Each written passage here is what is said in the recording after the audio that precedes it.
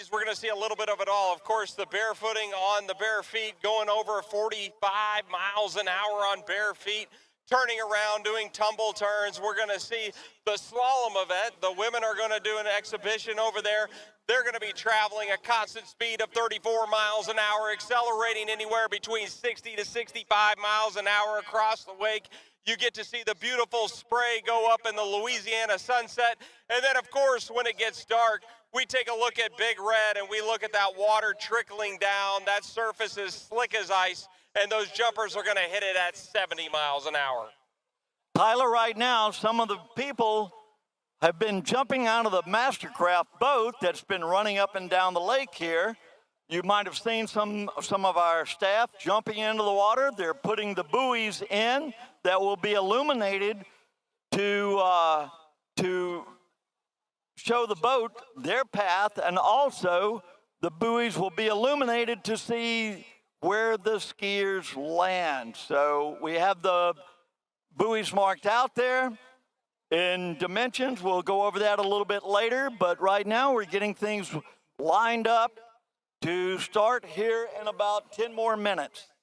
Yeah, it's amazing. You talk about the officials and their job. They're going to be zeroed in on those buoys, and the way they do that is up on the top of those poles. You have a camera tilted down. We take a measurement in a computer, and we measure the back end of the skis. Of course, the rules in jumping are going to be really simple. It's the furthest jump wins. You got 3 jumps to go the furthest, and whoever goes the furthest is going to be crowned the Louisiana Night Jam 2026 champion. And that's where everybody wants to be. They want to be on the top of the podium, but so much water skiing tonight.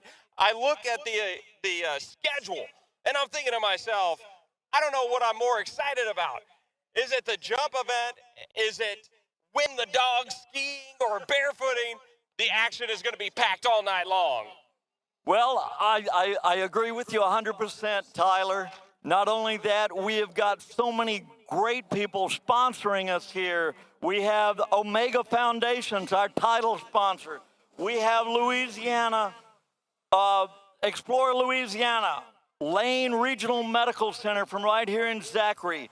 Jerry Lane, Chrysler, Dodge, Jeep, and Ram have several trucks and Jeep Gladiators out front, showing what they look like, that you could be riding down the road pulling a lovely Mastercraft behind it. We've got our representatives from Jerry Lane right over here in the VIP tent. If you have questions, come on down, ask them. Yeah, getting the buoy set up. I know the skiers are excited. They've been pacing back and forth all day long. Of course, there was a qualifier to come into this event tonight for the jump event, and we're only taking the top skiers into that jump event. So they've been skiing all day. They are ready to rip. And, you know, this is one of those events you want to lay it all on the line. This is one of those things you have to commit. You have to go full speed. And we're going to see full commit tonight, and I am pumped up to see what we're going to see from the skiers. And so we are only moments away, ladies and gentlemen. I see most of you guys have grabbed your seat. It's amazing to see you guys out here. Make sure to get some food. You can see that Mastercraft boat zooming down the lake with a bat turn right there. Check that out. Andre down there, complete control of that boat. Look at that as he gets ready for the 2026 Louisiana Night Jam. That's old power slot Andre Broussard right there behind the wheel. Hey, as Tyler mentioned, we've got food, we've got snacks, we've got pralines. We have drinks and beverages from the Francis, just right up the road here. Stop by and see Zoe and Sadie. Have a drink with them. Also down beyond the Judges Tower on the west end of the lake, we've got food trucks set up there. We've got some delicious stuff. I will be down that way in just a moment to talk to some of the people and let you know what kind of good groceries we've got available. Yeah, I tell you there, Billy, it's been a minute since I've been back to Louisiana, but one thing that gets me excited every time I'm traveling into Louisiana, the great state of Louisiana, is that I get to taste the food again. And those food trucks are rocking. I can smell it. You want to get over there as fast as you can. Make sure you get your popcorn, ladies and gentlemen, because we are going to get rocking and rolling. This is one of the premier spots in the world for water skiing. And Louisiana Night Jam, this is the 10th Night Jam, is one of the world's premier tournaments. People come in, they love being here because it's always a great show. The crowd, the closeness of the crowd to the water, to the skiers, everybody just lighting it up. It's one of the most fun places to have a water ski tournament in the world. Not only that, Billy, you're talking about world records have been broken on this site off that ramp, and the world comes to Zachary, Louisiana to water ski, and there's no question about that. It draws a national audience, and it also draws that international audience, and so the best of the best athletes are here tonight to compete under the lights, and what an honor and privilege it's going to be able to call that action as they hit Big Red. We are only moments away, ladies and gentlemen, so find your chair, get ready, get your popcorn. Minutes away, and I am super pumped. And again, get over there to all of our vendors. We got CrossFit, ZacharyOverThere.com. Give you a big wave over there. Yeah, check them out. All of our vendors doing so many wonderful things. Again, I was in the photo booth earlier. I've already posted that to social media twice. One of them, me and Billy are getting our head chomped down by an alligator. That one's pretty gnarly. Get that one. That's a classic pick here in 2026. Well, there goes my witness protection plan, Tyler. I guess I'm going to have to change my name again. Oh, well, that's what it's all about. We're ready to have some fun up here, and moments away. And, of course, the lineup, very diverse here. We're going to see so many different type of things in the very beginning of this program when it talks about, you know, the barefooting and then the freestyle jumping. I'm not even really sure exactly what's in store for us. I have an idea, but it's going to be a surprise to me what they're bringing to the lake tonight. Well, I think what they're bringing to the lake is the A game. Tyler, you were just over in Callaway Gardens here a week or two ago. You watched a lot of these skiers compete in the Masters tournament, and they're here again tonight. And wow, what can you say? What can I say? I mean, I take a look at the lineup. It's almost a repeat of that tournament when the Masters, the best of the best, travel there. And I take a look at the likes of people like Jack Critchley and Joel Poland. Jack Critchley jumping nearly 225 feet today in the qualifying round. And then Joel Poland over 230 feet coming into the qualifying round. You know he's going to be bringing the heat. And Joel made it look so easy. He jumps so good here. Always good here. And our women skiers, we have got 3 of the women premier skiers in the world. And they are going to put on a show well over 160, 170 feet, pushing that 180 mark tonight. Yeah, it's amazing. You take a look at the pro women jumpers, and of course, Sasha Delenskaya took the championship at the Masters just a couple weeks ago. And then Regina Jake was absolutely. In my Louisiana, we're always at home in the great outdoors. Whether you're enjoying the peace and quiet as you paddle, feeling the adrenaline surge as you speed through the swamp, hitting the trails to discover new views, or even savoring the catch of the day with friends and family. Here, nature's bounty welcomes you and leaves you wanting more. Come find your Louisiana and feed your soul.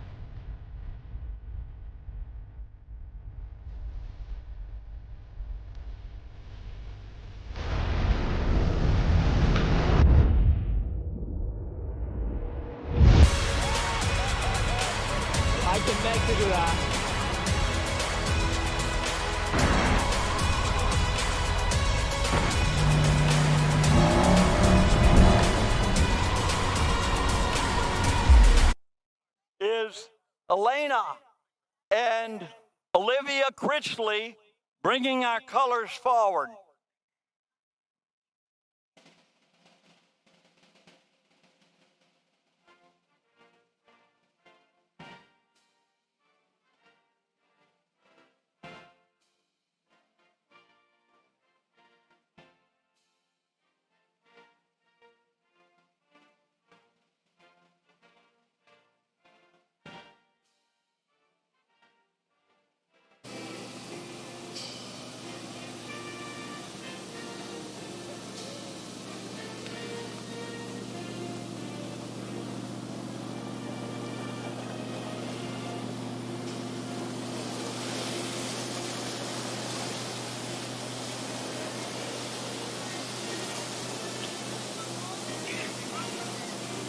What's up?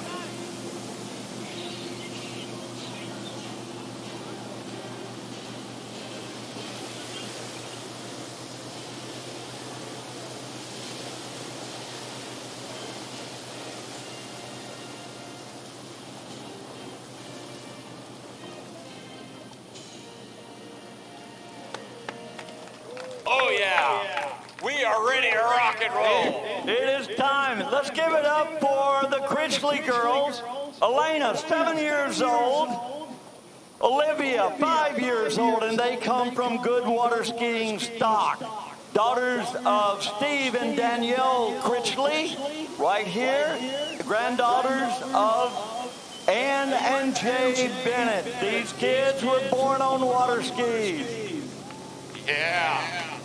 Doing an amazing job setting the colors there, and man, I just feel the goosebumps. I can feel the energy after the national anthem, and we're just moments away from getting into some exhibitions. Of course, you can't be a good skier out there without good boat driving, right? And you look at who we brought in to be some of the best boat drivers in the world that are going to pull these athletes here tonight, and we will introduce those in just 1 second.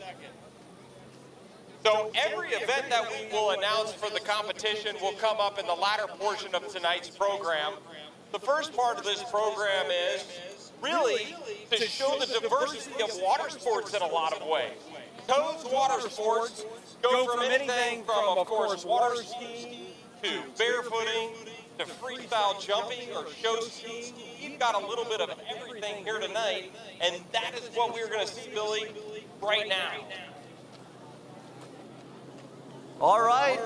We're just moments away from really kicking things off. That beautiful Mastercraft coming back down the lake. While we've got a moment, I want to thank some of our sponsors. Community Coffee. Mr. Sean Kirby for helping us out again. Community Coffee, family owned since 1919, and it's the official fuel of Bennett's Water Ski School for the past 20 years. Benny's Car Wash, 10 locations in the Baton Rouge area. Justin Alford, are you here tonight? Thank you again for your support. Coming soon will be a new Benny's right here in Zachary. Be on the lookout for it. And we're going to look out for this boat right now. Zooming down the lane. This is none other than Scott, the Rocket Man! Ellis at the wheel here tonight. You're talking about a legend in that boat. Former U.S. team member, Masters champ, U.S. Open champ, world champ, Mova Masters champ, U.S. Tour champ. The list goes on and on and on and on. The Rocket Man's going to be behind the wheel here tonight in this night jump competition. If anybody knows about skiing and driving boats and being behind boats, Scott the Rocket Man is one of them. And coming back in from the left, from our east. Yeah, we don't just have one driver here tonight. We have two drivers tonight. This is none other than Chris Thornton. You got Chris and the Rocket Man with a flyby right in front of the crowd. And watch this, they're going to bring it back in Louisiana. Let's get loud for the Rocket Man and Chris Thornton with us.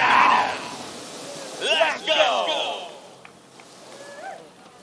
Give it up for Scott and Chris.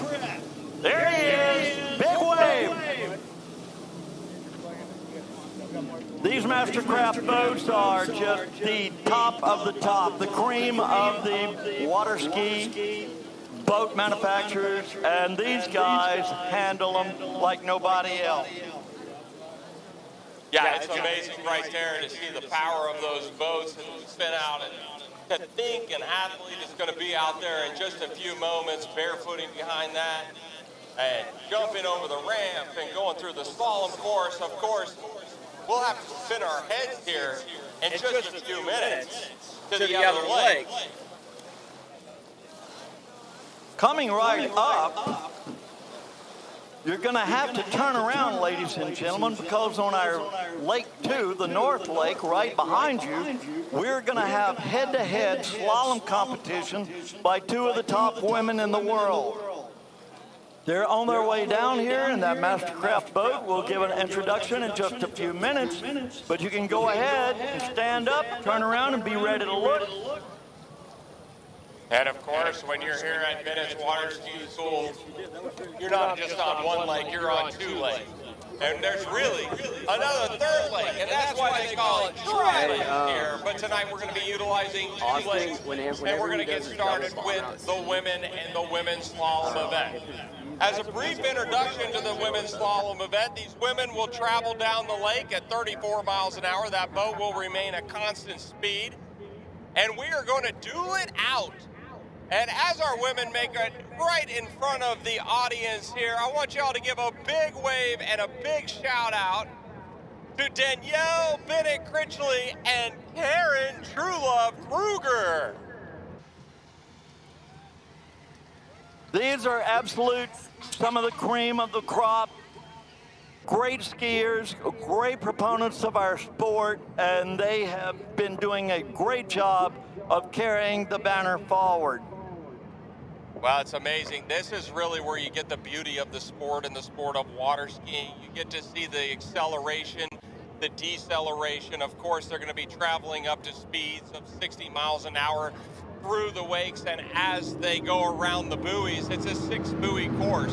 And on each end of the lake, you're going to notice there's 2 red buoys on each end. That is going to be the entrance gates and the exit gates. Skiers have to negotiate their way around 6 full buoys, and we make it a little bit harder every time by shortening the line to pull the line inside the buoy line, causing the skier to stretch out and reach their arm, get around, and it just gets harder. Unfortunately, in this, Billy, it is one of those sports, the boat seems to always win, but we see how short we can go.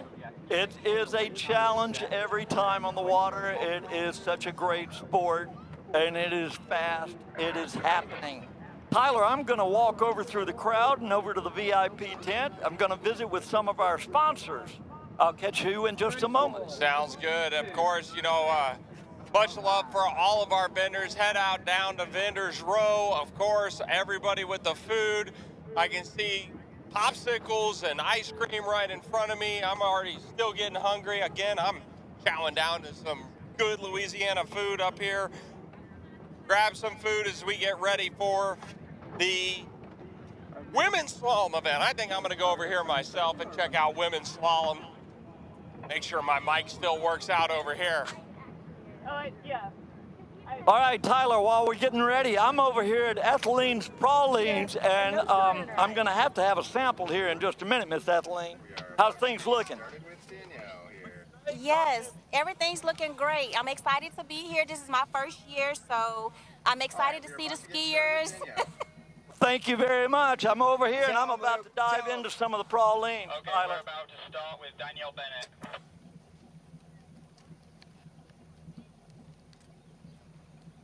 All right, so we're just moments away from the women's slalom event. I can see that Mastercraft boat getting lined up at the far end of the lake. Now, the boat does not wait for you. It does not stop for you. You must keep up with the boat, and you must keep the line going. So there we are, ladies and gentlemen. That boat travels a constant speed of 34 miles an hour, and this is 28 off for Danielle Bennett on a standard 75-foot line. We won't see the 75-foot line until we get into the jump event, but it's 28 off of a standard 75 feet, and look at the glass water. She has just made 6 full buoys, so easy. You get an indication of how nice and beautiful and gorgeous that spray goes up into the air. Again, the acceleration. If you've ever been on a tube before on the water, you know what it feels like to take the whip. Here they're taking the whip on the ski, and as they take the whip on that ski, they have to shut it down on the inside edge to get back through 6 full buoys. So they'll sit her down at the far end of the lake, and they will bring, I believe, Karen in for this next pass at 28 off as well. So in head-to-head type of format, we go as long as we can.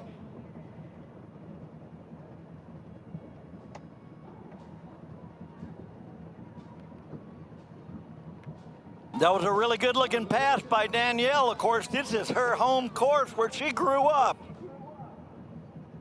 So Karen will be coming in trying to match that. You ready? Here we go. You're good.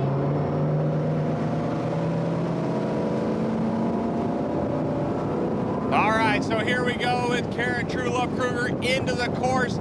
She must make all 6 buoys here, ladies and gentlemen, if she's going to keep up with Danielle. And again, this is 28 off of a standard 75-foot line. Look at that. I'm out here on the dock. The spray almost hits me as Karen does a great turn at number 4. Watch the line out of the finish of the turn, nice and tight. And anytime you see the line actually get loose out of the finish of the turn, that means the skier is traveling faster than the boat. Not a good situation. The skier wants to keep a tight line all the way through the course and out of the finish of the turn. Beautifully performed there for Karen. Now they're going to shorten her up to 32 off the tow line. So if you think about 28 off the tow line, we're going to shorten it up 4 more feet off a standard 75 feet. If you're going by metric, that's 13 meters. So that standard 34 miles an hour for the women. If the men were competing here tonight, it would be 36 miles an hour. Relatively same of the speed they're hitting at behind the center line of the boat at roughly 55, 60 miles an hour. They'll be coming back in at 32 off. Yep. Oh, okay. All right, Tyler, the water's calmed down. We're getting ready for Danielle to make it back in on her second pass. Here we go. Yeah, she's up and out of the water. Here comes Danielle Bennett, of course. This is her home site.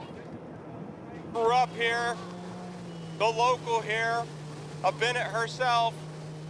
Through the course, this is 32 off or 13-meter line for Danielle Bennett. Good turn at number 1, nice tight line. Again, speeds up to about 55 miles an hour when she's on the backside of the boat right there.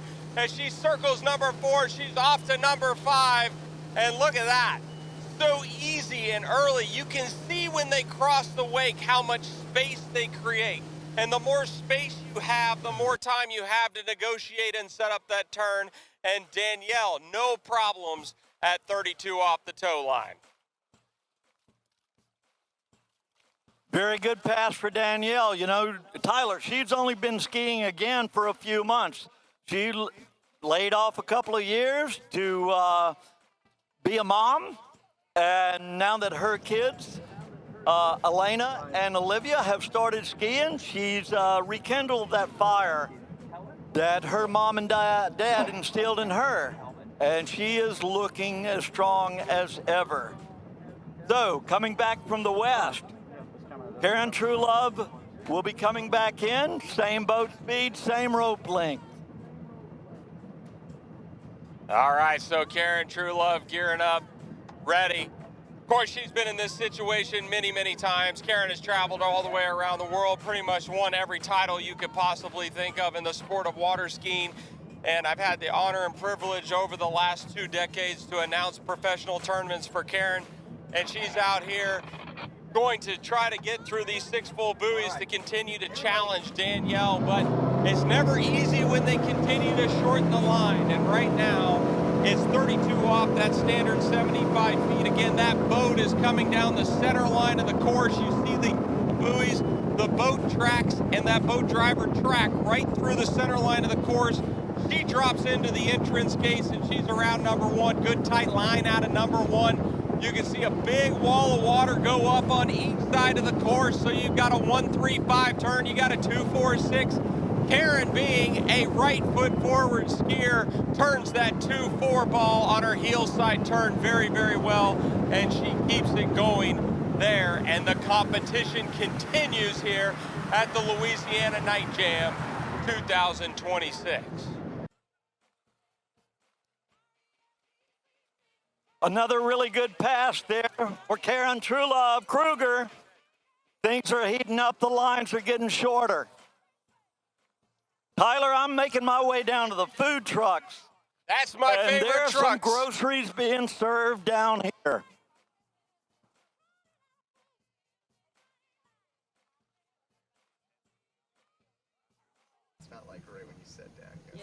We've got Fat Elbows, Louisiana Catfish Basket. They got Jumbo Shrimp Basket. They got crawfish. Hey, what do you think? Have you eaten yet? No, sir. What are you going to order? Catfish basket. Here you go. I bet it's going to be a good one. Fat Elbows right here in the big black truck. Come on down. You good? All right, so things start to get serious when we get on the blue line. The blue line is 35 off. So 35 off is really the pass before the pass, because the next line is the violet loop. And at the violet loop, the rope doesn't reach the buoys. So this is the pass where the rope still can get outside of the buoys. Let's see what Danielle can do at 35 off the tow line.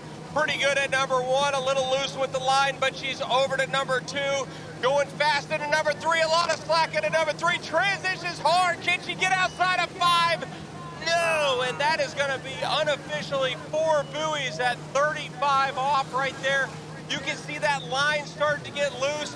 She had to pull it up and almost rodeo her way to the next buoy, but still was able to secure 4 buoys there, as Karen Trulove now, as the top seed in this head-to-head, needs to get any piece of number 5. So we are going to count this out to see if she can get to number 5.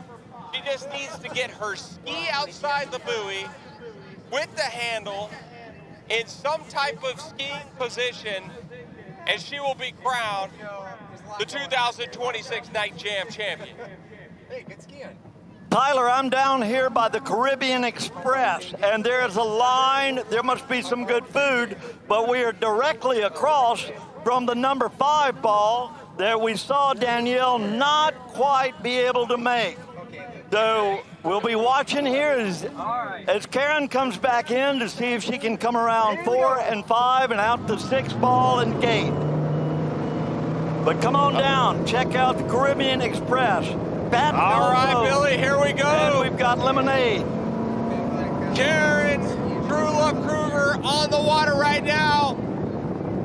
Here goes Zachary, Louisiana. She needs 5 buoys. Let's see if we can count it out and she can be our champion. There's number 1. There's number 2. Can she make it to number 3? Yes, she's at number 3. Can she make it to number 4? Needs to get outside of number 5. There's your champion in the head-to-head women's slalom at the 2026 LA Night Jam.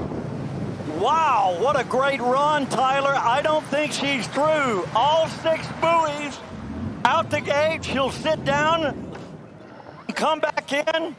Probably just drop them off for the dog. I'm down here with her family. What do you think, Coach? It was solid. Take it. Freddie Kruger, the boss, right here talking about his wife and a good solid run. Well, that's right. So that concludes it there for the slalom. We might see Karen try one more pass. But so many amazing things coming up. And, of course, one of my favorite things is about to hit the water is we're going to get ready for some barefoot action. And show them what a 38 looks like. Well, Karen kept it exciting there. Of course, race skiing from Danielle as well. I'm going to go back over to this lake real quick, Billy, see if there's any more slalom That's skiing. fine. You're good. Okay, make sure everyone knows Karen coming back at 38 off.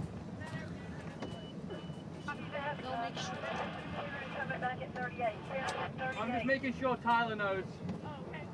Have fun.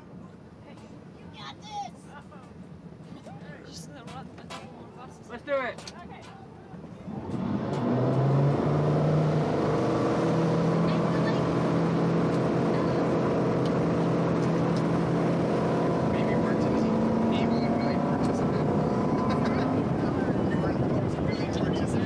All right, so coming back into the course, I think Karen's going to come one more time. This is 38 off. It doesn't reach the buoys. Pretty late at number 2. Pulls long, and she's going to get 3. And she's going to get really 2.5. But Karen, an amazing. There's your 2026 Louisiana Night Champion. Give it up. Wow, what a ride, what a ride.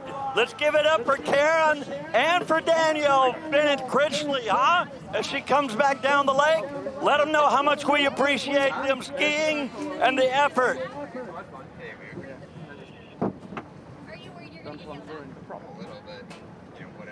All right. Well, I will bring your attention back to the jump lake now, as we will be back on the jump lake for the remainder of the evening. Billy, amazing action, just outstanding.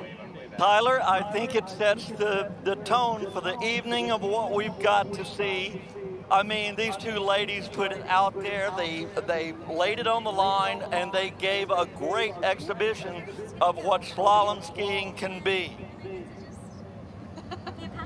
Well, you talk about slalom skiing, and now we're going to take the skis off. Imagine that. Taking the skis off on bare feet, traveling up to speeds of 45 to 50 miles an hour on your bare feet, and then thinking to myself, maybe I should turn back, possibly fly off the back end of a boat. Anything is possible here. Anything is possible, and with the young men and young lady that we're getting ready to watch, they just pushed the bounds of water skiing ability. So it's going to be a good show. Get ready to watch this as we come forward. Well, you talk about water skiing, and you talk about conditions. This is about the most perfect conditions you can have as a water ski athlete. We call this class. It is just perfect out on the water here at Bennett's Water Ski School.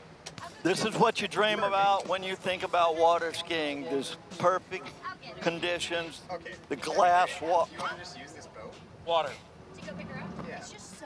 While we've got a minute before the barefooting starts, we want to thank some more of our sponsors. Blue Ocean Media, Casey Marmer. Coming in, hold on we got one it second. Here goes to our left. Colo. Bomb out on the speed. I told you he's blasting across that water. Watch this. Oh, yeah. Got his hand in the water, throwing out that hand, coming back into the wake. How do you bomb out of those skis and come out of those bindings with such grace? I do not know. He goes and slides down in the water at the far end of the lake. He made it look so easy, and just sliding across the water on his bare feet, 40, 45 miles an hour behind that outboard. That boat is specially set up for barefooting, no wake hardly, and plenty of power to keep him moving along just like it's nothing. Amazing performance there from Austin with that 2-ski bomb out. Always a risk when you leave the skis if you actually do come out of the bindings. You can see the skis floating right in front of you. He was in those bindings, and think about stepping out of a very loose pair of shoes, but coming back with Reagan Burns. We've got 2 of them behind that boat, and I said it's going to get a little bit gnarly, ladies and gentlemen. Reagan Burns in a side slide with 1 foot, dodges a ski. Unbelievable. You can see that was like a skateboard ollie type of maneuver with 1 foot over the bomb out ski. These Texas boys know how to slide. Great show from our friends from over in Texas. They've been coming over for the past few years, doing a great job for us and showcasing what barefoot water skiing is really all about.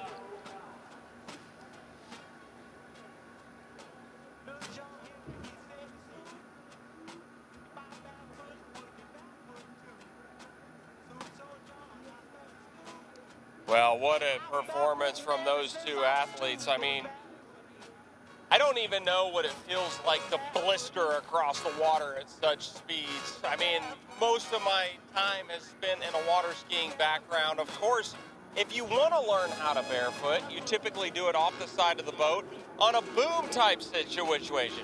But you don't start with a dolphin kick. He does a dolphin kick, which is a belly maneuver right to his feet, and then goes straight with a hand plant. I'm talking Tony Hawk to the next 10th degree, 2 hand plants, and then he's going to do it 3 times going down the lake. Talk about high risk, high reward. Right next to that engine goes straight up hand plant. I don't think he learned this yesterday. That is a great, great trick, and he makes it look so easy. And speaking of easy, as long as we've got a minute, I'm going to say again, thanks again for our title sponsor, Omega Foundations. Mr. Andrew Bennett, I don't know if you're over in the VIP area. Thank you so much.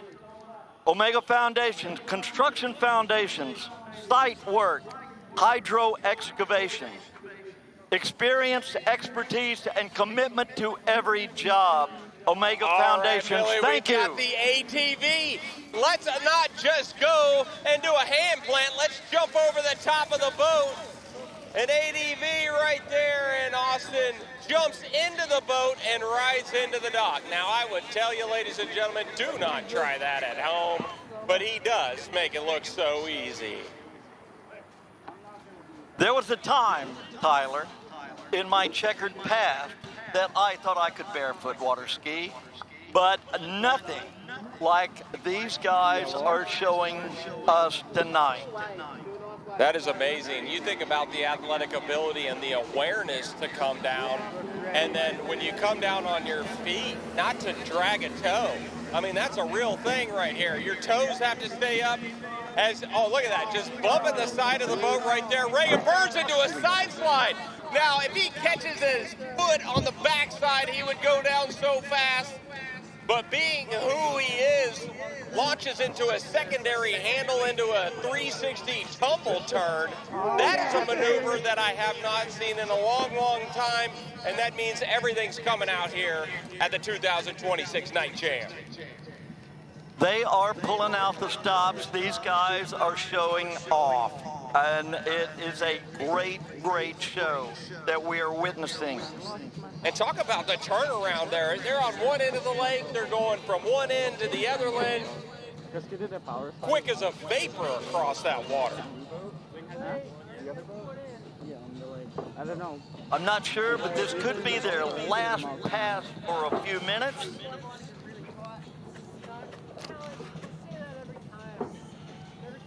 They're coming back. Here he comes up. A deep water start. He's up on his feet. As he comes by, ladies and gentlemen, let him know that you appreciate it. Give him a hand, a little shout out as he comes in front. Look at these tumble he's turns. dragging by the handle, 2 feet in the handle. He goes into a handstand, does a push-up. Oh, amazing work right there. Let him hear it, Zachary, Louisiana. Come on. Let's go. Wow, I didn't know if he was ever going to stop, Billy. I thought he was going to take it all the way to the dock. Well, there he is right there. Give him a great hand, ladies and gentlemen, coming out of the water. Your guys are live. I mean, you think about the power. I was talking about our CrossFitZachary.com people over here. He must have been over at that gym to do some push-ups on the water. Doing some push-ups on the water, get over there and do some CrossFit and Zachary. Amazing, amazing work. But Billy, this is amazing. With over 500,000 social media followers, yes, you are seeing this right. This is Win, the skiing dog. The Win, the water skiing wonder dog, has got more fans than any of us combined out here. Give it up for Win, the wonder dog. Win is ranked 6th all-time on We Rate Dogs list. He has the rising creator on social media. Win has the multiple time been featured on ESPN. You got to go out and follow Win. Give it up for him. And he's even bearing the flag tonight. Go Win. It's going down. Can you tell me when they're... Looking good, Win. Lock your legs. Oh, yeah, Rob. Win doing it so easy right there. And that's what we see a lot in the sport of towed water sports these days. More of like a surf-type board that Win is at on right now. You can see Win's style is so cool and relaxed. Almost goes a little bit West Coast with his stance. I don't know if he's goofy or fakey on that board, but whatever Win's doing, it's working for him. And he is just riding this All right, one you guys out. ready? How many toes are on a dog? Okay. In surfing, we used to hang 5. We used to hang 10, but I'm not sure how many Win can hang up on the nose. I don't know, but Win makes it look so easy. I mean, look at that, just solid as a rock. He just keeps going. I think if the lake was another, 2 miles long, Yeah. he'd still ride it. could take him to the river. Oh, ladies and gentlemen, you're gonna love this. Look at our pyramid coming. I said we had a little bit of everything tonight. We've got a little show ski action as we got Callahan Ashcroft, Jared Zollner, Ty Kosing, Jada Sweeney, and Warren Butlin. Look at this, an amazing pyramid as they get those flags up. What did I say? Representing Louisiana And look Monroe at and this. Louisiana Lafayette. These Give are it up. all current instructors right here in Tri-Lakes at Bennett Water Ski School. All of them are going to University of Louisiana in Lafayette or University of Louisiana in Monroe. These 2 universities have been the school for water skiing the last 30 years. If University of Louisiana has not won a national championship, it has gone to Lafayette. And these kids, they compete against each other, they train together, they work together right here at Bennett's. And it is a great, great experience for all of the people together. Well, talk about if you're a college student, you want to get involved in something, highly recommend collegiate water skiing. Give it up for them as they come in. Amazing All work. right, great job, our staff at Bennett's. Wow. Boy, do they make it look easy. They there, make it Billy. look easy. They make it look fun. That's what it's all about. Carrying the colors of ULL and ULM. Love you guys. Well, you talk about it. I look at that pyramid and it's just amazing. But remember what came right before that? Ladies and gentlemen, he has over, or she has over 500,000 followers on social media. Give it up for Win, the skiing dog.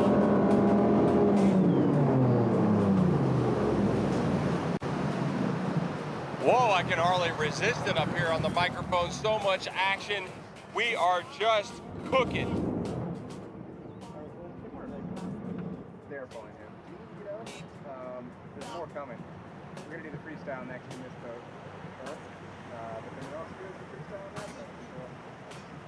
All right, Tyler, while we're on a quick break, I'm on the move. I'm heading over to the VIP tent to see what's going on. There's food and beverages in here. The food from South Plains. Tell me, Arn Clow from OJ Props, what are you eating? This would be jambalaya. Is this jambalaya? It's fabulous. Do we need an OJ Prop to know that? You do. You definitely do. Yes. And a signed hat by Freddy Krueger, of course. Oh, well, there you have it. Come get your signed OJ Prop from Freddy Krueger. Thanks, Arn. Wow. Sure. Such a deal over there with the OJ Props, 25% off, of course. The man, the myth, the legend, Freddy the Nightmare Krueger giving it away. Hey, Tyler. An autographed hat. I'm over here in the VIP tent. What's And going I on am over with there? The general manager of Jerry Lane, Chrysler, Dodge, Jeep, and Ram, Mr. Jeremy McNair. How are you? Doing great. How are you? And if I got any better, I'd have to charge double. Exactly. Almost the price of one of those Jeep Grand Cherokees up there. Those are some good-looking vehicles you've got. I think that those Rams will pull a master grab, will they not? I don't know that you Absolutely. can have that in you. Those are some good-looking trucks. And what about those Gladiators? How have they been going? Just get ready. Doing well, doing well. Now's the season for those. Oh, yeah, Wranglers and Gladiators. It's summertime. Well, you've been up here in the new store right here at the corner of 61 and the old highway, Zachary Highway, for about a year now. You guys have been open? Things Yeah. been going good? Doing well, doing well. April 21st this last April was we made a year. Great. Jeremy, want to thank you guys again. Jerry Lane, Chrysler, Dodge, Jeep, Ram, for being one of our premier sponsors and helping us out. Love having you guys here. Thanks for the demos of the trucks and Jeeps up here. Absolutely, we're glad to be a part of it and glad to be a part of the Zachary community. Thank you so much, man. We'll catch you later. I'm going to come check out one of those new Gladiators, okay? Waiting on you, bud. I'm looking for the deal. I'm looking for a brother-in-law deal. You got it. You come see me. I'm going to take care of you. Oh, that's what I'm talking about. Y'all heard that. Oh, ladies and gentlemen, we talked about Lafayette. We talked about Monroe. But we got Mike the Tiger coming out. Look at that, doing it right. Get pumped up, Louisiana! Raise the roof! Look at that tail right there. He might use that tail to propel himself. We can only see Mike the Tiger. Oh, Billy, I don't even know what to expect here. Things are getting exciting. He's going around the boat, ladies and gentlemen, and he's back on the other side. Unbelievable action. Didn't even know that was possible. A 360 around the boat. No way he's going over the ramp. I'll have to see it to believe it. Approaches the ramp, tail in water. Oh, he bails out. Amazing. Give it up for Mike the Tiger.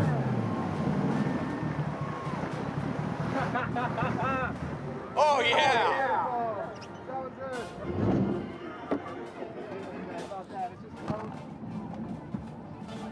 Big hand for Mike the Tiger. I didn't know he was skiing anymore. I thought he had retired a couple of years ago and only doing gymnastics shows. Oh, man, did Mike Tiger go for it for you guys? I mean, bailing out at the top of the ramp like that. Unreal action. And I think we're getting ready. And I know you're down there, Billy, probably talking to some more vendors and sponsors as we get prepared for what I believe is going to be a little bit of freestyle jumping. Rip it.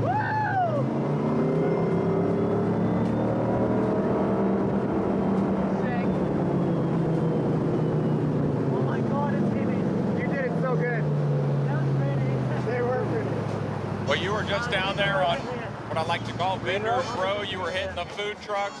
I'm smelling the food. I'm supposed I to know be. the crowd's got their popcorn, but there's so much more to go get down there. There's some groceries to be had, and it's some good stuff.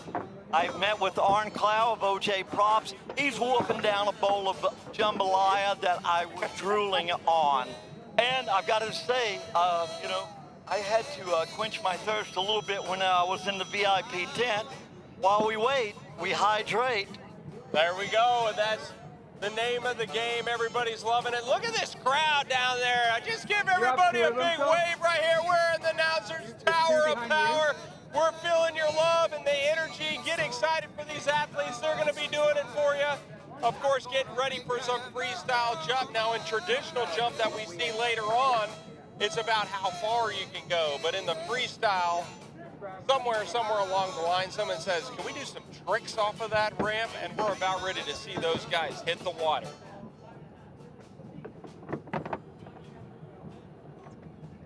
We really appreciate everybody coming out in spite of our questionable weather that we've been having all day. You know, the fact that you guys show up for us, that we can put on this show, it just makes us want to do everything we can to give you one of the best shows possible. And we've got some great skiing right here, some show skiing about to take place right in front of you. Who we've got, Callan? Callan Ashcroft right there. Raise your hand, Callan. Get it up for him. He's going to go out there and he's going to hit that ramp for you. Now, this is really exciting stuff. You talk about the degree of difficulty, you talk about the danger, the speed, the twisting, the maneuvering, and then thinking about doing it over the water at some 30-something miles, 40-something miles an hour. Callan's getting ready, and he's set. Go there in Big Red. Now, I knew you were impressed with this, but Mike the Tiger was bailing out of both of his skis. I think Callan's actually going to try to ride away on that one ski. Well, what's unique with Callan right now, he is on a single jump ski with double wrap bindings. And those double wrap bindings so tight that actually on this dock right in front of us, they have to put those bindings on with soap there so tight so they can get maximum control. But in the long distance jumping, we see two skis. In the freestyle jumping, to go out there on one ski, that just elevates the degree of difficulty, and Callan's ready to show us what he's got. Callan is one of the premier show skiers of the world. He's won numerous championships, and he is a 3-event tournament skier also. Look at that start. Give it up for Callan. Come on. All right, so Callan's out there. He is pumped and ready. This is going to be really cool as we get ready for some freestyle jumping. Of course, the one ski makes it extremely difficult on the landing to ride away from the jump. As always, going to hit the mini ramp, ladies and gentlemen. Big front flip over the mini ramp. Can he hold it? No, just comes up short. Almost had the body slide. I thought he was going to pull out of it, but a front flip off the mini ramp. That's what, 2.5 feet off the water, and he does a front flip off that, and then he rolled. I thought he was going to come up. So if he opened up with the front flip off the mini ramp, and he's going to come back and he's going to attack the big ramp, I wonder what trick he's going to go for. It's going to be bigger, it's going to be further, and make sure his bindings are on good and tight. Again, these skiers, when they put these bindings on, they're probably not going to come off easily, and you got to make sure that you're adjusted in there. Well, while that Mastercraft goes back to pick Callan up, we want to say again thanks for Dolphin Wetsuits, one of our sponsors. If you want to ski like a champ, wear what the champs wear. Dolphin Wetsuits. Klein Peter Physical Therapy right here in Zachary. Carl Klein Peter, thank you very much for being one of our longtime supporters. I'll figure it out. Caliper Collision. Stores throughout Baton Rouge. If you're in a car, bender, whatever you need, check out Caliper Collision. You know, as you're talking about those wonderful sponsors right there, I was looking out into the lights and I'm noticing the darkness the sun's starting to set, the darkness is starting to come up, and the lights are starting to illuminate. And that's the night jam right here that we've all been waiting for. Of course, Callan, he's back up out of the water. I don't know what to expect here, ladies and gentlemen. I really don't. He went for a front flip off the mini ramp. What is he going to do? He is actually right now, ladies and gentlemen, inside the center wake, and he is going to pull out to the driver's side. So he is actually going to whip himself into the ramp on one ski. And let's wait for it as Callan's into the base of the ramp, sets himself up, goes for a back gainer. And he sticks it. Let's go. Wow. You know, I worked with Callan last summer here at Bennett's Tri-Lakes, and that young man is such an incredible athlete. And as you said, you never know what he may come up with, as it shows right there. Tyler, what do we got right here on the starting dock? Yeah, so Callan, you know, he had those two skis working. We're going to get two guys out there that are going to be on, or the one ski. Now we're going to the two ski. Now, equally as hard. Look at that dock start sliding off of the dock start. Looks like Thomas Daigle and Marcus Mortensen out there, as we've got two, I guess, exhibitionists out there now. You can't be serious. that 2 of these guys are going to go over this ramp, but I have a feeling they might have something up their sleeve here. Well, we're going to see in just a moment that Mastercraft making the turn down on the west end of the lake to bring them back into the course.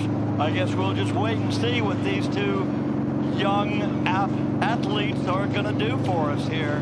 Now you leave a group of water skiers around long enough, what are you going to do at the night jam? Only time will tell. We've got 2 freestyle jumpers out there. Oh, one of them is getting wrapped. 2 of them is getting wrapped. That means the rope, ladies and gentlemen, is wrapped around their body. Get up, they want you to get loud. Get loud, get loud. No way. Come on. 2 jumpers over the ramp at the same time. Going 360. Yeah! And they ski away. That's looking good, looking good. Hold on. Okay, coming back in from the left is Callan on that single ski. He's gonna go. What has he got up his sleeve this time? Wow, he's looking at it. He's playing with the crowd a little bit. He says, what I'm going to go for. He pulls in on that rope, and he's going to do a little rodeoing with that rope. Of course, rodeoing on a 360 wrap from our 2 athletes on the 2 skis. Now, Callan, he had that beautiful back gainer. Does he take it to another level? Does he go front flip? Does he go spin? Does he go flip with twist? I don't know what he does here. Tyler, again, with this young man, you never know what's going to happen. You never know what's coming until the last moment. The boat is making the turn. They're coming back into the course. Callan lining up behind the boat. Oh, look at this. He's on the inside of the wake.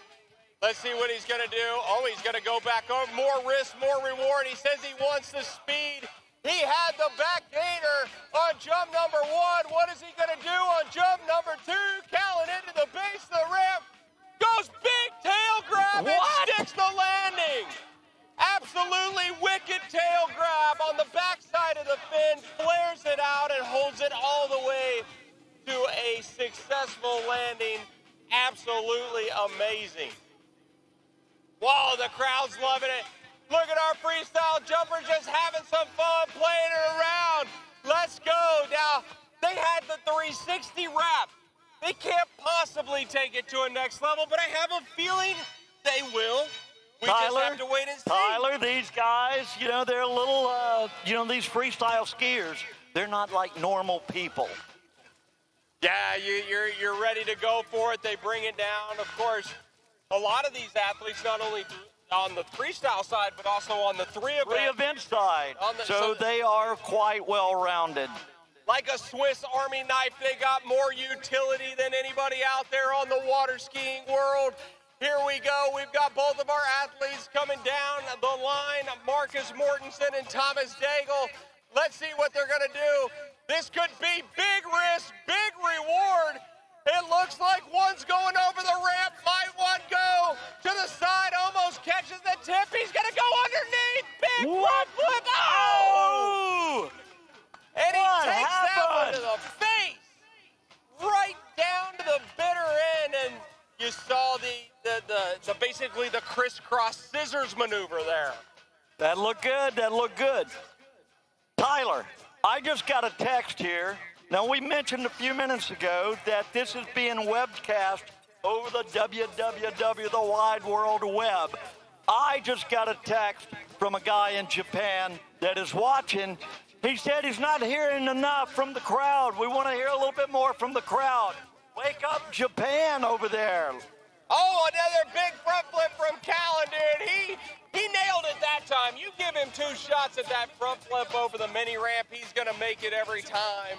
And a big shout out to everybody that there is in Webland that pulls up on the night jam. Look at this, a quick maneuver around. And let's see if Callan goes over one more time. I don't know if he is or not. I think he's going to call it a night. There it is. Give him a hand, Callan.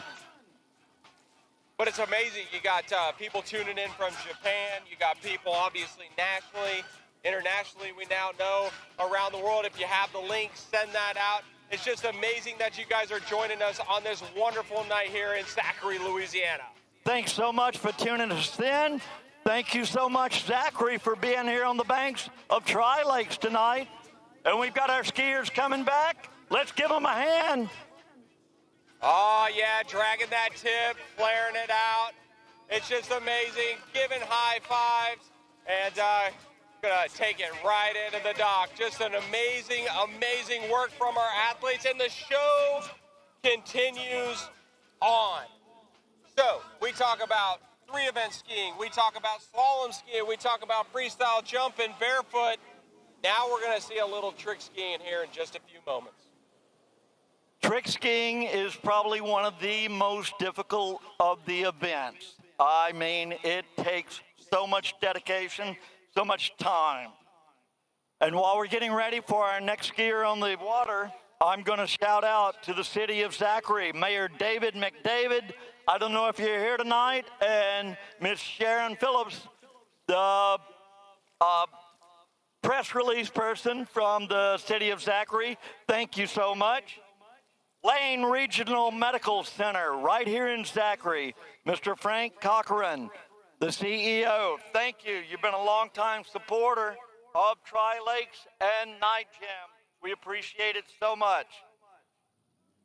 Isn't it amazing as we're driving around Zachary and you see all the banners for the Night Jam, and then you see all the support and love for all the athletes in the show. Just an amazing place to be. And I think we're looking at some trick skiing. That's it. Coming in is this Jack Silver. Look at the flips. Wake flips. Yeah, Give it up for Jack. So there's the wake flip right there. He's just going into back rolls and reverses right there. Goes tail grab right there. Snuck in the tail grab. Goes tail grab. Wake to wake right there in the reverse direction. Just going off here tonight. And you can see the height, the pinnacle way up into the sky on that trick ski. And goes wake back at the very end. And a huge wake back to back, wake to wake. It doesn't really get any better than that. He makes it look so easy. He does make it look easy. I've had the pleasure of working with this young man here at Tri-Lakes. And could the people in the water, the young people in the water, please come in? It was. The young people in the water, you're out too far. Come back in. Thank you so much. Yep. The jumpers are going to be coming into that area. We want you in on the bank. Okay? Jack Silver coming back in. I was just talking about what a great athlete he is. Look at this flip. Flip without the wake there for Jack Silver. That was unreal right there. He loves that tail grab, flashing that D3 ski over the top. A couple more flips. He's got to be dizzy. Jack is a student over at UL Lafayette, a 3-event skier, helping that team win another national championship this past year. They're geared up for the coming fall, and Jack is a strong, strong skier, a member of the staff right here at Bennett's Water Ski, and just one of the great young men that we have working and skiing with us here. Oh, just amazing to watch Jack out there making it look easy. And this is going to be an amazing part of the event. You can see the sun is setting. Everything's getting dark. Those lights are on. And ladies and gentlemen, when we get to the jumping competition, they don't get too many shots to jump at night. This is like really different here, jumping at night. And I think we're going to have our barefooters back one more time before we get into some jumping. Tyler, we got the barefoot boat coming in. We got the booms out. We got the crew in the boat. I think they're going to come out. Seemed like everybody was enjoying the show they've been putting on so far. Are they going to give us one more round? I think that's the plan, and they're going to start right from where the crowd is, and so that's just amazing. Of course, Austin, you've seen them before, and Reagan, they're going to be coming back to this dock. Check this boat out. We've got all sorts of contraptions here. We've got booms, we've got handles, we've got towers. So many different maneuvers they can not only do on their feet, but off the top of that boat. Well, you know, I've been following these guys for a number of years. They've been doing great shows over here. And again, you talk about well-rounded athletes, total athletes. These guys are the epitome. All right, check out this dock start. Watch this dock start. What? Oh, right into that dolphin splash. You see the dolphin splash? That's a 3-dolphin kick, and he's back up onto his feet. And when you talk about blistering across the water on your feet right there, they're going to bring him down to the end. And wow, that happens so fast. He makes that dolphin kick look so easy. While we make the turn down there, I'm going to plug some more of our sponsors. Parish Dumpsters, Dustin Benzer, our owner, serving all of South Louisiana with commercial, residential, and even junk removal. Justin, I need to talk to you to come over to my house. Parish Dumpsters, give them a call if you need some help there. Commercial, residential, and junk removal. One of our old friends here, longtime supporters, Baton Rouge Ortho Clinic, BROC, right here in Zachary. We're coming back in from the left. All right, here he is. Let's say Reagan, or this is Austin. Oh, he's going on his side. Look at that, ladies and gentlemen, right next to the dock. So fast, so strong, and he's back to his feet before the end of the lake. A 40-mile-an-hour side slide on your side. That's a tongue twister. Yeah, next time, hold on. Wow, he's going so fast. You got to think about just the force that is traveling through that bodysuit that he's wearing, that it has formation, that it's flotation devices that keeps himself up and moving across that water at such a great speed. You know, one of our other sponsors that I'm going to get with here in just a little bit is Mastercraft and Zero Off. Our representative is none other than the GOAT, Mr. Freddie Krueger. I'm going to nail him, and I'm going to talk to Freddie about the Zero Off, the control system that runs these Mastercraft boats through both jump, through slalom. They are just the cruise control of the water skiing boats, and it is the best on the market. So I'll get with Freddie in just a minute, and we'll talk to him about Zero Off. Well, we're just moments away from darkness here at the Louisiana Night Jam, and look at this. This is a rope maneuver. What? They've used their bodies as a handle off the boom, barefooting down the lake. They lost the handle, and he had to hold on to Austin? Yeah, that's what they call it. You don't see that very often, but using the human body rope to get it done here tonight. Okay, so far here on the levee, is everybody having a good time? You like what you're seeing? I can't hear you. Yeah, Come we're going to get on. ready for some jump, Come on. ladies and gentlemen. You got to get up. This is going to be an amazing action. We come to the main event. Thundersticks. Of course, a lot of our junior competitors competing for the first time here tonight. You're not making any And noise. then we also have the women's competitors, and then the men's jumpers will round it out. Hey, Billy, we got one more pass by our barefooters, and they're coming back. Let's see what they got for us. Over the top, takes a second handle, 2 handles. He's on his back. He's back up on his feet. Unbelievable action. It happens so fast, so much spray, so much power. Those guys are just moving across the lake. Hey, kids, in the water right here. Give me a wave. Everybody, can you see me? I hear you. Can you move in? Move in. You're out too far. When the jumping starts, the speed the skiers carry could be running right over you.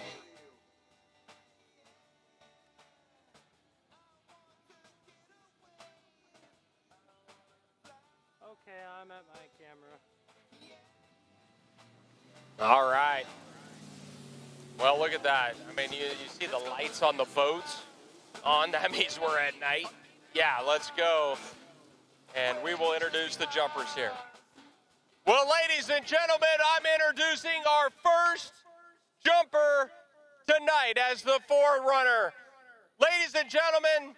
Hold on, This- hold on. Look Oh, we right got more here. barefooted. There they Long go. line Give and them a big short wave. line. Our first jumper. He's our forerunner tonight.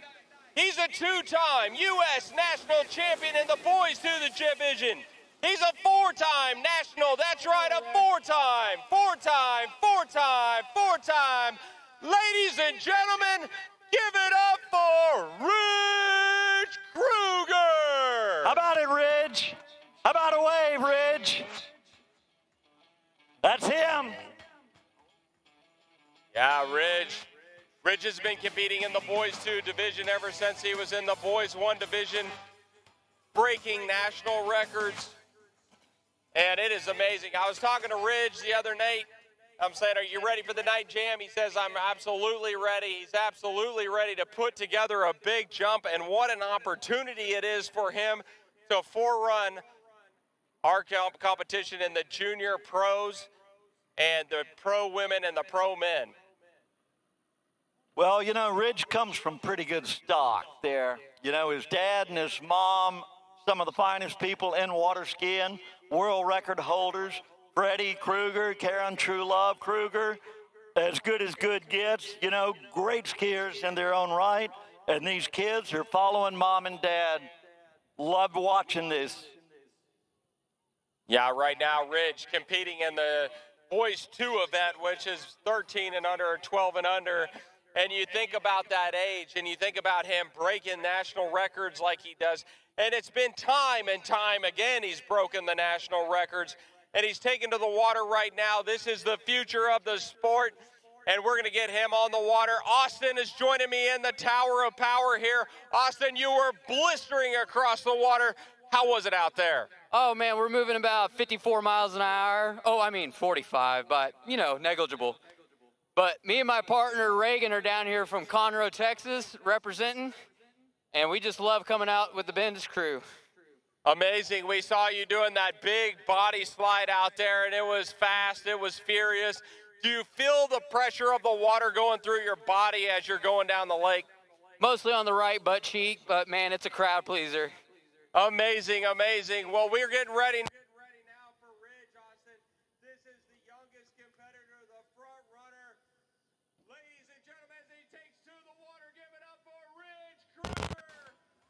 Man, he already looks like a veteran out there. Austin, you know I'm a big jump fan. As you're a big jump fan, Ridge literally taken to the water under the lights. I just hope to grow up as big and strong as he is one day. He's an amazing competitor. Like, again, ladies and gentlemen, you're seeing something special.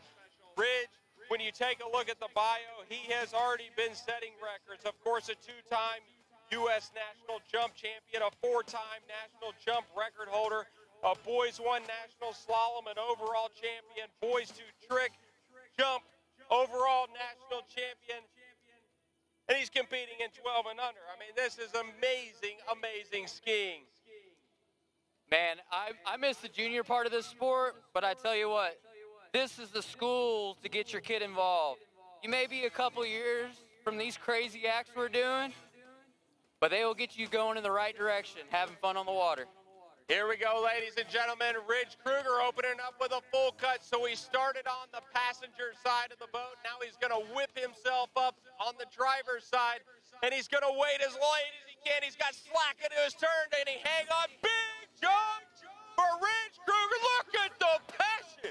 Just absolutely fierce out there with a monster first jump. Hey, Tyler, that was an incredible jump. I'm over here in the VIP tent, and I've got somebody that knows a little bit about jumping. I'm with former world record holder Sherry Sloan from right up the road in St. Francisville. Sherry, always great to see you. Thank you so much. It's ended up being a beautiful night tonight. So glad to have everybody out to watch this amazing event. Super fun. Are you missing it? Do you want to strap the boards back on?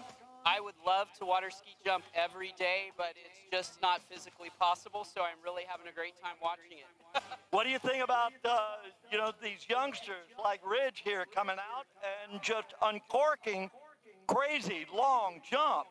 He's doing just like his daddy. I remember I watched his dad when he was 9 years old in Illinois, and he just looks just like him. So it's fun to watch all of my best friends' kids ski and being so successful and be able to watch them and enjoy them because they are remarkable athletes. Well, Sherry, you know, you were the most, one of my favorite skiers in the world. Loved watching you and working with you here at Tri-Lakes, and we watched Ridge come back in for his second jump. Thank you so much, Sherry, for visiting with us. Love you. Thank you. All Love right. you too, bud. Everybody have a great night.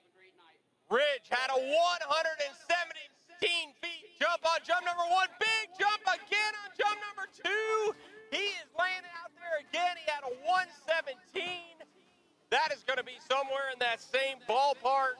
Amazing, Billy, that you're down there interviewing Sherry Sloan. What a legend. And wow, there is so much going on here. So much action. Of course, in the jumping competition, you get 3 jumps. So that's 2 of the 3, and we'll get a distance for you very, very shortly. So distance just comes through at 108. So 117, the furthest one so far. He gets geared up for jump number 3. Louisiana, this is amazing. Zachary, you have been amazing. Look at the lights. They are on, and we are getting ready for our jump event as Ridge, our youngest competitor, competing in 12 and under, out there just destroying the ramp. Billy, you look at this. What do you think? A 117. He backed it up with a 108. Do you think he can push it into the 120s? I do think so. I mean, he's coming off a 5-foot ramp. Even when I was in college skiing on a 5-foot ramp at 32 miles an hour, I barely hit that. Here he is, what, 12 years old and just kicking. Oh, yeah, look at that. He is really getting wide on the driver's side. Ladies and gentlemen, get behind him. It is so dark right there where he's in his turn. He's pushing it big. Kick right there. And, man, he is putting on a show. Mom and Dad down there liked it. What do you say, Fred? Yeah, you talk about a gamer, right? Like when the chips are on the table, Ridge Kruger's a high roller, and tonight he put out some huge jump. Ladies and gentlemen, give it up for Ridge Kruger! There he is. You're seeing him right now. Remember that name. It is going to be a common name in water skiing championships. We'll get him up here in a few minutes and ask him what he thought about making the cuts in the dark. So 118 feet pushes it 1 foot further of the 117. That is absolutely incredible, and that has definitely got to be a night jump personal best. Wow, Ridge Kruger, amazing, amazing stuff.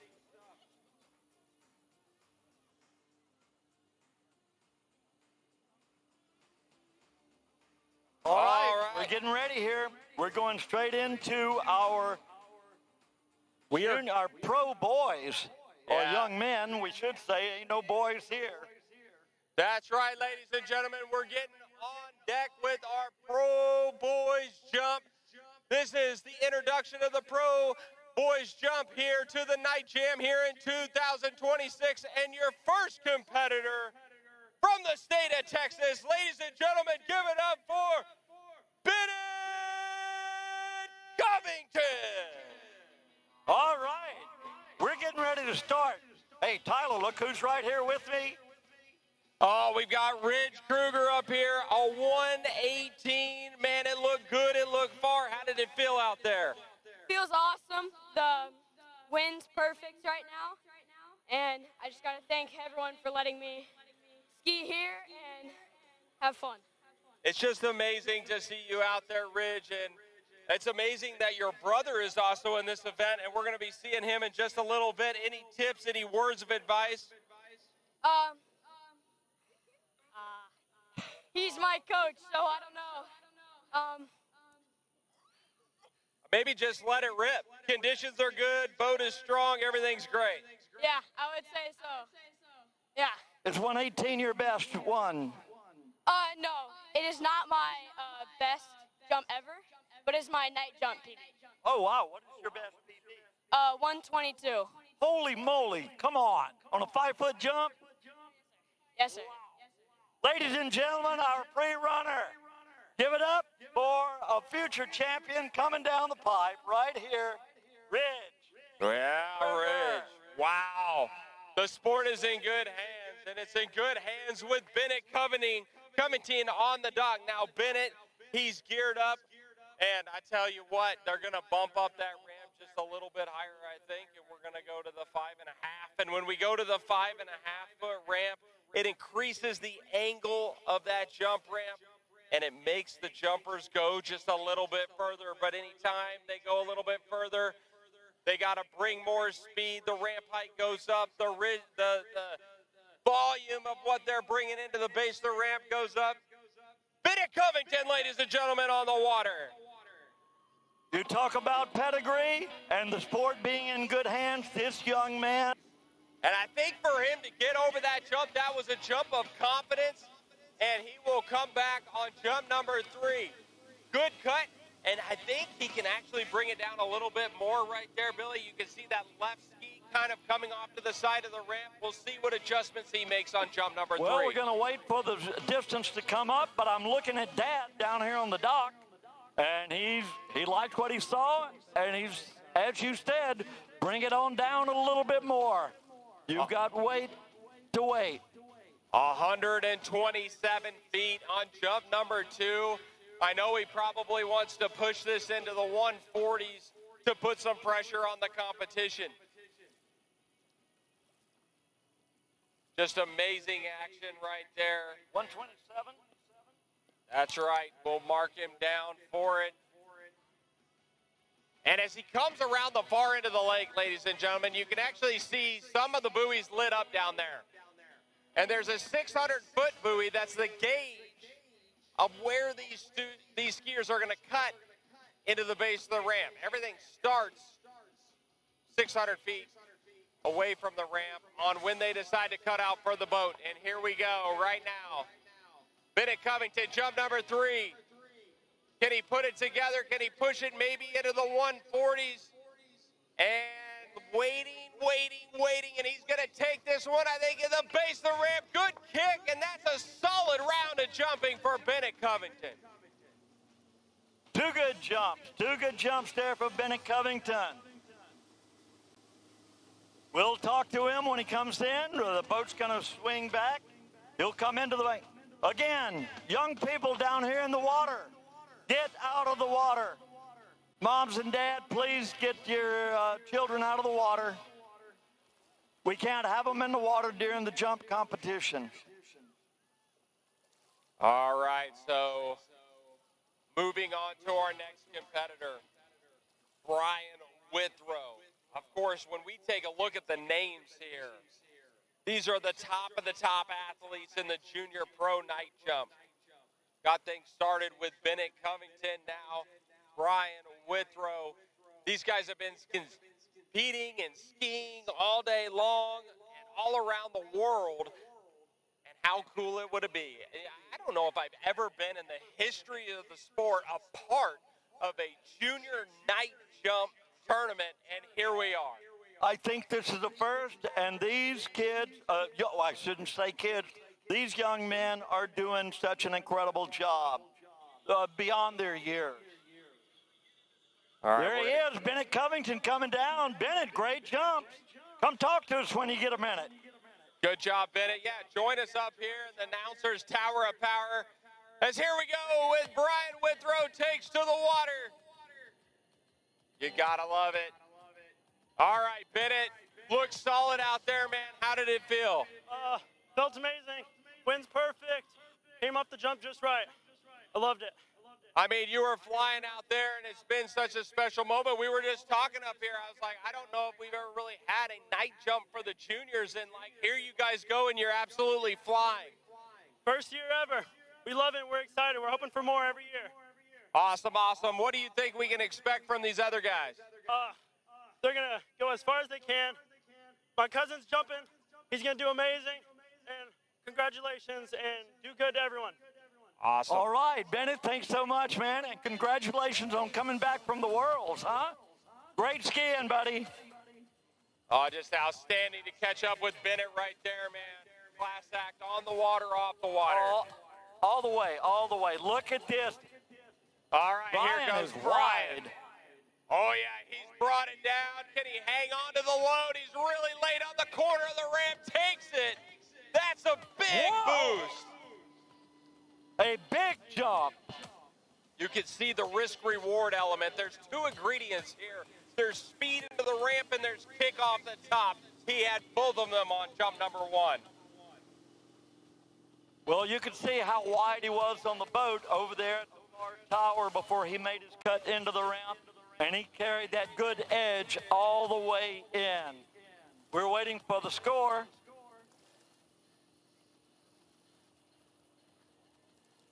And we'll get that to you very shortly. Oh, listen to this score that came through here. 150 feet. Unbelievable. And you can see the speed. I mean, that speed carried him down the lake, and that took the lead just north of 20 feet there on jump number 1 because of the speed in the lift. He was very wide on that boat, and he waited, and he had a good edge all the way through the wake and into the base.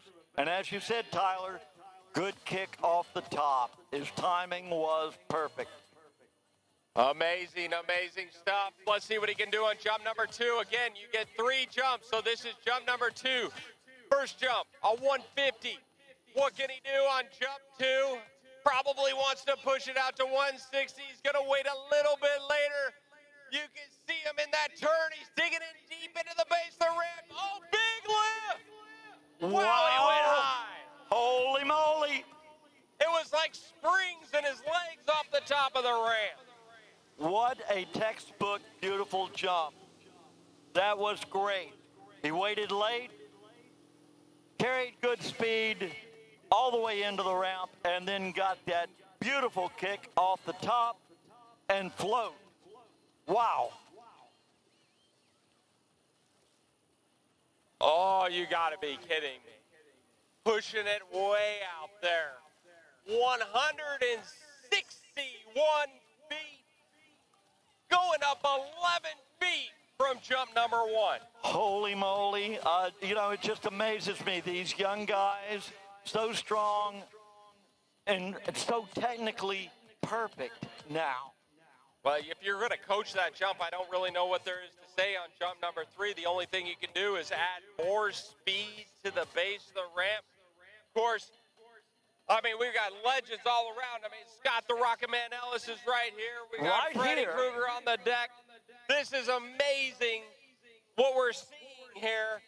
And this is amazing that he's gone up 11 feet from jump number 1 to jump number 2. Can he go up another 11 feet on jump number 3?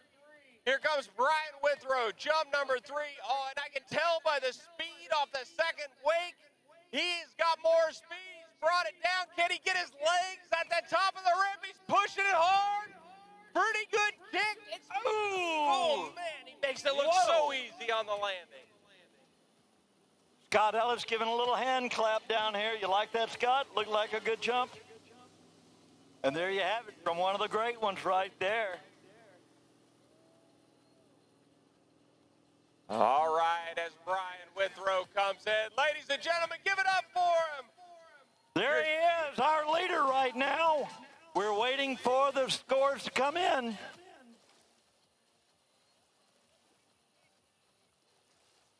So 156 feet on jump number 3, the 161. It's going to be the furthest of the round.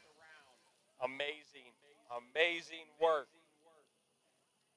But right now, we saw his brother forerun the competition, Ridge Kruger. Now we've got his brother, placed 3rd in 2026 at the Junior Masters. 2nd place in boys 4 jump at the U.S. Nationals. 1st place at the 2025 Junior U.S. Open. This guy has been on a tear in 2026. Ladies and gentlemen, as he takes to the water, get loud for Dash Kruger!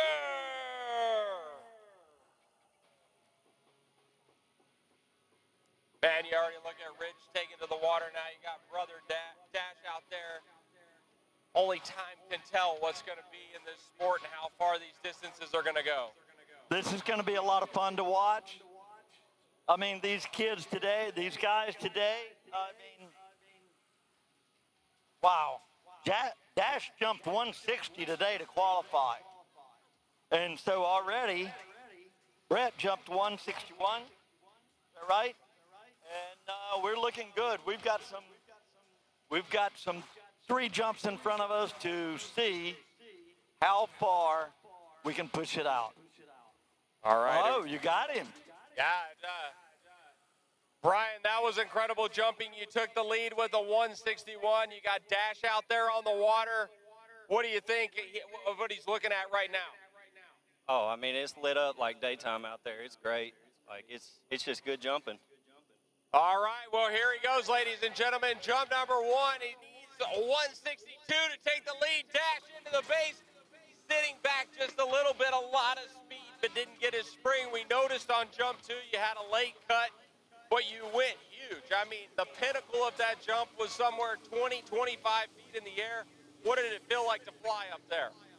Oh, it felt great. It's just, and you know, being at night, it's just even more fun, and it's a great crowd out here. But on that third one, if I could have got that same kick on that third one, I had a little better timing. But, you know, that's the way it goes. I was happy with that. Yeah, from our angle right here, and we take a look at it, it's difficult to see what y'all are seeing into the base of the ramp, but it looks like you got a pretty good sight picture. Was it difficult for you to adjust to nighttime versus the day? Not really. I got quite a few daytime sets. Just kind of go back to your basics, and timing doesn't change at night just because it's dark. Awesome. Well, Brian, thank you for joining us up here. I mean, he's got ice in his veins, ladies and gentlemen. He's hanging on to the lead with a 161. He's got a fighting chance in this competition, even with the jumpers yet to come. And, Billy, we're coming back in now with Dash Kruger here, jump number 2. Second jump. Making his turn, coming back. Thanks so much. Wow. Talk about poise and control from these junior jumpers. These junior men, I mean, they're incredible how poised they are, how professional, and how far they jump. All right, so here we go with Dash. He's got to get his legs at the top of the ramp, ladies and gentlemen. He's got a late cut. Can he get his legs? Oh, he's sitting back just a little bit. You can see he's got the cut. Now he's just got to find his legs, and when he finds his legs, I think that's good. Not only challenge the 161, but could take him into the 170s. Good. He could do it. I see their entire cut because I'm zoomed in on this thing. I see their entire cut. Yeah. And then they go dark, and then all of a sudden they go. All right, we see Dad down there waving to Dash, letting him come down and hold his shoulders up.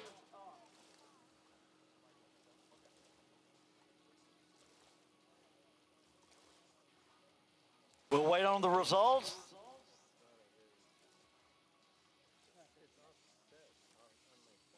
All right, so Dash kind of just wiping those jumps away as it's all going to come down to jump number 3 if he wants a chance at that 161. Boy, has he got a cut, though, I'm telling you. Man, strong through that weight. I saw him a couple weeks ago at the U.S. Masters take some pokes at that ramp. I mean, he is flying into that ramp.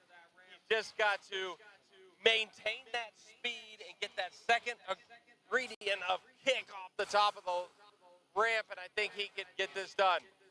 Well, I tell you what, he's got one of the best coaches in the world. And we're waiting. There's his turn. And he's got a lot of speed. Oh, and you can see those skis just split. And I know he's frustrated with that, and that's going to mean, as he goes into the water, that Brian Withrow's going to hang on to that 161. We'll get Dash up here in just a moment. When he comes in, talk to him.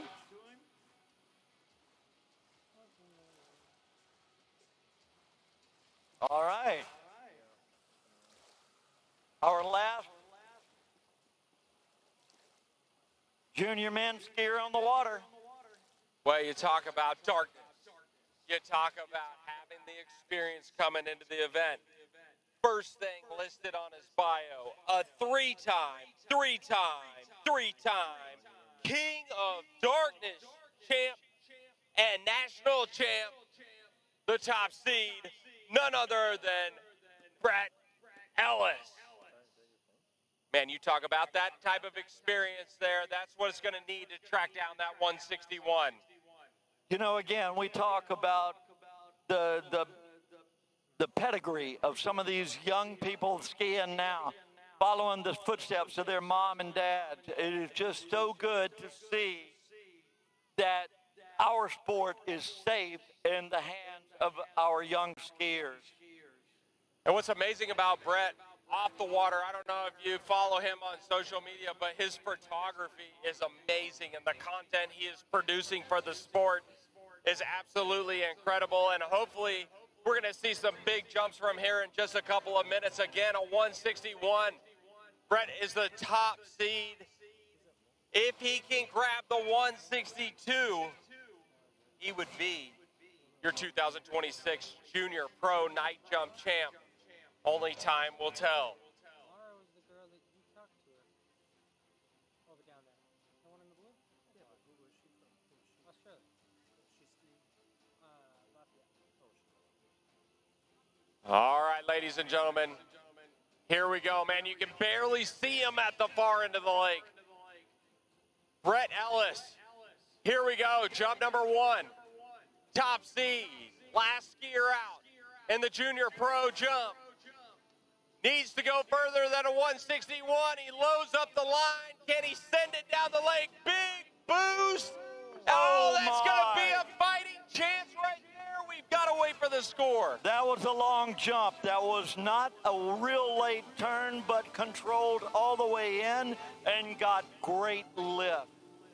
Great lift, great extension, great flow time, getting on over those big jump skis. Score going to be so close. Ladies and gentlemen on the levee, on the banks right here, these skiers can hear you. When they make their cut, the louder you cheer, the farther they go. Let them know you appreciate what they're doing here. Well, it was far. It just was not far enough. A 157. Wow. 4 feet behind our leader. Brett Ellis needing to do some work on jump number 2 if he's going to be crowned the champion here tonight. He had the lift, Billy. I think he's just going to need a little bit more speed. I agree with you, Tyler. He was feeling that one out. He looked very easy, very controlled out there on the boat. Nice, easy turn, good edge all the way in, and a beautiful kick. Oh, look at that water. It's just smoke on the water out there for Brett Ellis. Jump number 2 had a 157.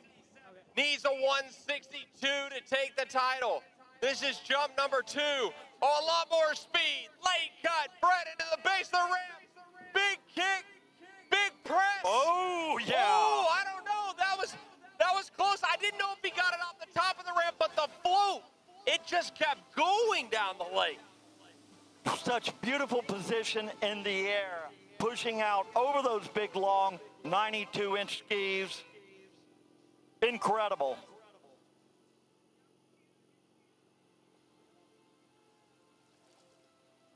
Oh, it's far, but still not far enough. A 155. Holy cow. So falls back 2 feet. Now, how about this? Our second skier off the dock, and Brian Withrow with that 161 is potentially one jump away from being crowned the champion. But there's one person that has something to do and say about that, and that is Brett Ellis. Can he do it on jump number 3?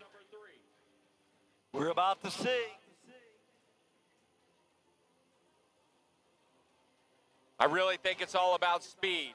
He's got to go for it here. He's got to bring it down the lake. He's getting the kick. He's got the extension, but needs the speed. Top seed, Brett Ellis. Third and final jump, 2026 Louisiana Night Jam. Can he put it together on jump number 3? Brett Ellis into the baser and big boost. It's gonna be so close. Oh, there's a He jump. loves it. The crowd loves it. It's gonna be so close. We'll have to wait for the call from the officials. Well, I'm looking down here at the starting dock. I see Dad. I see Regina Jaquez. I see Jack Critchley, and they're all cheering. They like that jump. 166 feet. He is your 2026 Louisiana Junior Pro Jump Champion. Wow. Wow. The energy is filling this place. Brett Ellis on his 3rd and final jump. We're going to have to get an interview with him. Just pure adrenaline for everybody here. Brett, give us a wave. How about that crowd, Brett? Yeah! Woo! All right, we're not wasting any time. We're going into women's jump. And our first lady off the deck. Holy cow, you talk about honors, awards. None other than Miss Regina Jaquez. And she is Critchley. The new Miss Critchley right here. Been married a couple of months now to that wild redhead there on the bank with her, on the dock, giving her coaching a little last-minute tips. Oh, yeah. We're looking for Regina to uncork one. A former world record holder, world champion, so many records and accolades, I can't even begin to list. Just amazing, and we're going to get that leveled out right now. And Billy, you may go down and... I am on my way. I'm going down to the Louisiana Tourism. I'm going to talk to a couple of guys down there about Louisiana tourism. Don't you run away. And make sure you get your picture down there. Everybody needs to get down and get to Louisiana Tourism and look at Explore Louisiana and get their picture taken. You can take a picture and send it to the phone. Oh my goodness, we're about ready to get rocking and rolling with the pro women's jump event. But before we do that, Brett Ellis, what a performance. He joins us up here. Just amazing. He goes for it on his 3rd and final jump. Pure adrenaline, dude. Walk us through. Get into the camera and tell everybody what's going on. Man, I was coming into the 6, and I was like, I just got to trust my turn. Got to carve that ski around and get the speed into the base and get that kick. And once I got that float, I knew it was a big jump. It was big. We could tell you brought the speed up. You were under the lights, smoke on the water. How did it feel? I mean, the conditions look absolutely amazing out there. Yeah, it feels so good. I'm excited for the women and the men to get out there and see what they can post up. That's amazing. I mean, you posted it. We knew you were going to have a big boost. I mean, in the jump event, for it to come down to your final jump, I mean, were you nervous at all, or did you just have ice in your veins? Man, I was nervous. You always have the nerves when you're top seed and it comes down to the last jump, but I just calm myself down, calm my turn down, and then I got the kick and the boost. Amazing, amazing. Ladies and gentlemen, give it up for Brett Ellis, your 2026 Junior Pro Jump Champion, doing it on his last jump. Absolutely amazing. All right, man, great jumping, Brett. Congratulations. I am over here at the Louisiana Tourism tent, and I am talking with... This is Jason Miller. Jason, I want to thank you guys for being on hand, being a great supporter of the event. Been here the last couple of years. This is your first time out here, right? Absolutely. I actually came out and saw the show maybe 3 or 4 years ago, and then this is our first time out here setting up our photo booth and tent and things. So it's great to be out here. Well, it's a lot of fun. I love your photo booth. Ladies and gentlemen, if you haven't been down here, had your photo made, and that you can post to the social media, it's a lot of fun. They've got a lot of different backgrounds that you can use. My favorite is the alligator chomp, but that's just me. Come on down, say hello to Louisiana Tourism. Thank these guys for being a big supporter of Louisiana Night Jam. Thanks again. Absolutely, thank you. Oh, yeah, amazing. I got a picture with Billy earlier this evening down at the ExploreLouisiana.com.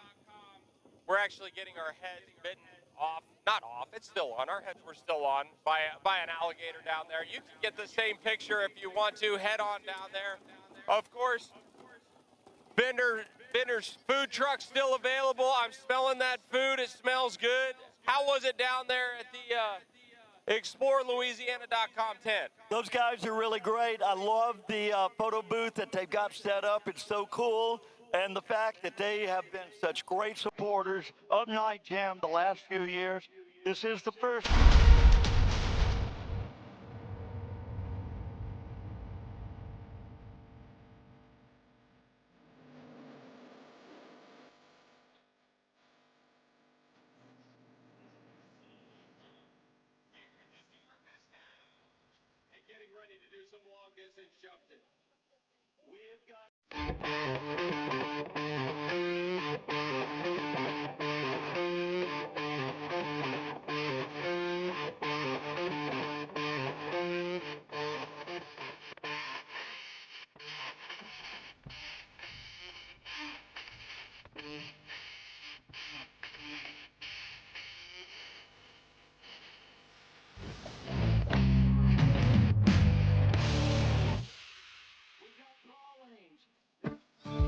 In my Louisiana, the trail less traveled is endless.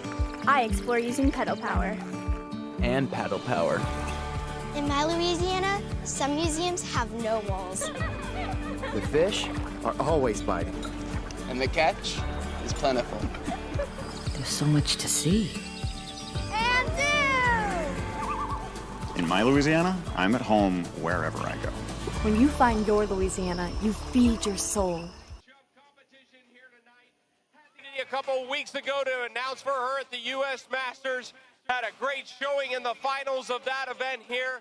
I know she would love to grab a title here tonight. And Regina, you look at the biography of everything she's won, everything that she's accomplished, but there's one place that she wants to be right now, and that's on those jump skis going over that red ramp. You know, I've known Regina for a number of years, and I've watched her. She is a competitor like no one I've seen. She loves the competition. She loves to jump. She's coming off of an injury about 3 years ago, ACL, and look how wide she is. Well, here we go. Zachary, Louisiana, Regina Jaquist, jump number one into the base of the ramp. Pretty good jump on jump number one. You can see right when she hit the jump, she somewhat compressed. And she lost that lift at the top of the ramp, but a solid cut, and just probably happy to get over and landed on jump number one, and she'll have two jumps to build from on these next two jumps. But like you talk about Regina, she runs a pharmacy, she's a pharmacist, obviously the world record holder in slalom, and she's out there on the jump skis. It's just amazing to see what she's been able to do. Not only 1, 2, 3, we're going on like 4 decades of her domination. Well, she was a champion at University of Louisiana Monroe when she skied in college, going through pharmacy school up there, and she has not slowed down one bit. And you watch her as she turns, coming back in, she's going to go wider, she's going to wait later, and she is going to kick that ramp like we haven't seen yet. Well, that's the key right there, Billy. She's got to get her kick at the top of the ramp. The two ingredients: speed to the base of the ramp, how much you can take the whip into the ramp, and how much explosion with your legs you can get off the top. Of course, the more speed you have, the harder it is to get the lift at the top. Regina, jump number two. Gonna push it down the lake, and here she goes. Can she get that lift? Get behind her into the base of the ramp. Ooh, sitting way back, and you can see safety crushes that one just to ride it out. That was a tough one. And you know, Tyler, you mentioned the two things that definitely need for a good jump is the speed and the lift. But you left out one thing. And it's a very important thing for these water ski jumpers, especially at night, especially in the dark. They need to hear the crowd. They have to have the crowd behind them to get a good jump. When she comes into this jump, let her know you're watching. Let her know you want a long jump. That's right. The Daredevils of water skiing, a 126 on that jump number 2. I think she just wants to wash away jump number 1 and 2 and see if she can put it together on jump number 3. It's going to come down to jump number 3. In the women's competition, we only have 3 jumpers here tonight. And so she's got to put the pressure on. She's got to bring the heat here on jump number 3. We've earlier today, Regina jumped 159 in qualifying. And I know that her personal records are up in the 180s. So she can put together a long, long jump. We're waiting to see. Well, here we go. Jump number 3. Make some noise. Here we go, Regina Jaquist, get loud more into the base of the ramp. Oh, no! Oh. Almost pushes that one out the front. Holy moly. Wow, what a great save. Y'all got to give it up for this.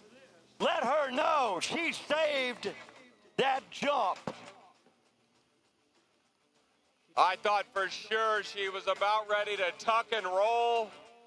Those tips go down. It's so hard to salvage your body position, but somehow, some way, was able to pull those jump skis back underneath her. That is pure experience and expertise. Wow, my heart stopped there. The old pacemaker kicked in. And it looks like Regina is okay. And as she comes back into the dock, I just want to thank all of the Bennett staff. Amazing running this tournament here tonight. We couldn't be here without the Bennett staff. Of course, Ann and Jay Bennett, an amazing venue to host this site and this tournament. It's just absolutely amazing. As Regina comes into the dock, ladies and gentlemen, give it up for Regina Jaquist.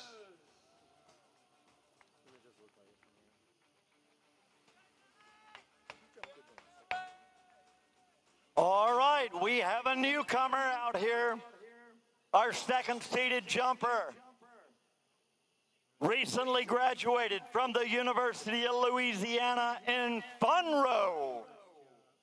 This young lady has the potential to uncork some long jumps. She is just a great person to be around. She is a member of the staff here at Bennett's this summer. And I can't wait to watch and see what she does here. All right, ladies and gentlemen, again, we only have 3 jumpers in this competition for the pro women's jump. I think right now for this jump division, it's for the taking right now. Like you said, a recent graduate getting that rope tightened up. Ladies and gentlemen, give it up for Nia Lard. Well, you take a look at this. 2022 Masters Jump Junior Champion, 2023 Masters Second in Jump, Third in Slalom, 2023 Jump World Champion. Absolutely amazing resume coming into this night jump here tonight. You know, Nellie uncorked a big one today. She hit a 162 today. A 162. That is putting some pressure. That is putting some pressure coming into this competition. We know exactly how far that is in the women's jump competition, especially at night, Billy. If we can see that at night, what that could mean. Here she goes, jump number 1. Pull it out wide. You can see the skier lift their ski, put it down, and then rip into that ramp. Here we go, ladies and gentlemen, into the base. Good kick. I think that's going to be your new leader right there. That was a nice float. It was a nice, easy turn and a good pull all the way into the ramp. We got Coach Jay Bennett down there watching this. We'll wait for the score to come in. Oh, she wants you to get loud. Get her pumped up. Get some noise. Get some noise. Listen to this score. 150. That's a very good and start. look at that. 152 on start. the board. Amazing, amazing stuff. But she knows the top seed awaits on the dock. Would love to have that 161 that she had in the preliminary. You know, she's got the potential to do that. It's just a matter of putting together everything here in the dark. I talked to her earlier. She's fired up. She wants to go far. Well, here we go. Takes that turn around the 600-foot buoy. There's that glide once again. Ladies and gentlemen, get loud. She's going to make that turn into the ramp. Bringing the heat into the ramp, and she goes big. Is it further than the 152? We'll have to wait and see. Going to be right in that same ballpark, but a lot of speed there. Into the base, she was better. She didn't drop her chest.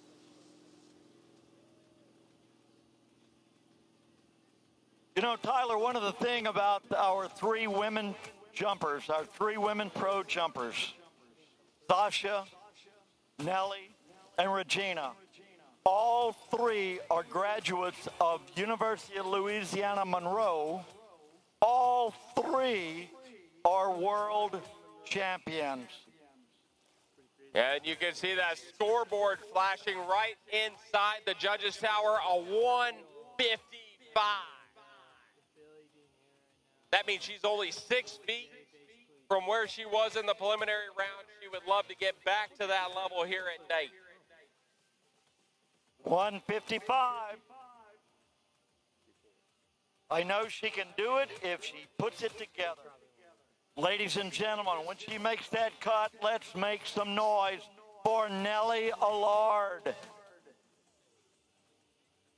Making her cut at the 600-foot buoy. Here we go.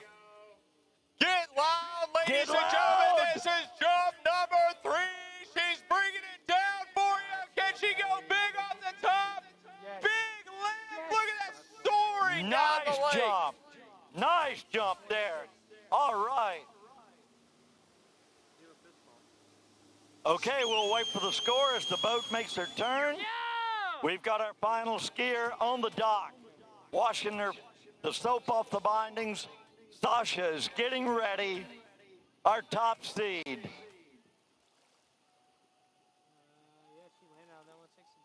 Sasha, you have fun out there. You get a good jump. That's what we're talking about. And a 156-foot jump. All right, Nelly. Takes it 1 foot further. What a jump event. Wow. In the dark, 156. From this, Tyler. I tell you, from this vantage point, it's just like a flash of skier from the second wake into the base of the ramp. They're into that ramp at 60 miles an hour. They're off the top of the end. And they look so poised and in complete control here tonight. That's the thing that amazes me is how much control they do show and bring in.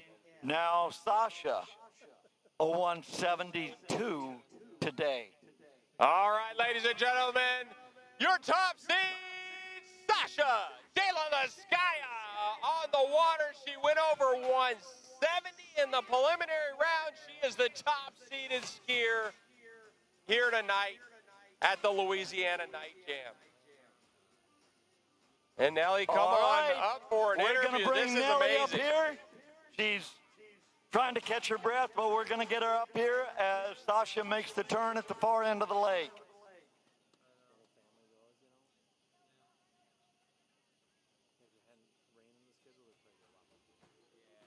All right, Sasha with a 172 earlier today. She's making that turn. She's pushed 180, upper 180s, right? Yeah, she could definitely go into the 180s. Let's see what she could do here at night. I know she would love to get into that 170 range here under the lights. Again, had the opportunity to Announced for her a couple weeks ago. She had big lift there. Let's see if she can get it tonight. Sasha into the base of the ramp. Get loud as she goes up. That's a big boost. Wow. That might have done it. We'll have to wait and see. Nelly, it was an amazing, amazing event to see you out there. Tell us about it. Thank you. This is my first night jam, so I was a little stressed, but it was so much fun, and it's genuinely one of the best events there is out there, and we can hear you guys out there, so make sure to be loud. Amazing, amazing. Well, Sasha, as we wait for this score, as it's about ready to hit the board, Nelly, I'll tell you, you made it look so easy. Were you have any nerves, or were you just like, we're going to go send it? Oh my, I was so nervous. I had to retrieve myself from everybody for about an hour before, just trying to calm myself down. I knew I was excited, but it also comes with the nerves, so it was really fun to do, though, and once you're out there, you forget about all those nerves. Amazing. Well, congratulations, and ladies and gentlemen, your top seed, your new leader, and the champion with a 164-foot jump. Give it up for Sasha. She's going to be coming back into the course. Wow, she made that 164 look easy. She's in complete control right now. A nice, easy turn out there and carried that speed in, and what a kick off the ramp. Oh, she's a little later. A little bit later, she wants that 170 at night. Get behind her. Big cut for Sasha. Oh, man, she's over those skis. Yes. You see the pressure on those skis on the landing. As you land, it's almost impossible to hold your legs in front of you. You almost have to fall back to those skis to ride it out. But that 164, just amazing. Ladies and gentlemen, get loud for Sasha. Come on, one more jump. Absolutely huge. 49 meters, 161. So 2 jumps right there in the 160. Absolutely unreal. Let's see if she can push it out to that 170 mark. Now in the jumping world, 10 feet is a long way, right? To make the adjustments from a 161 or a 164, to push this thing to 170, it's going to take a special cut, but Sasha is a special jumper. She can do it. Well, you summed it up right there, Tyler, when you said she is a special jumper. She is a competitor.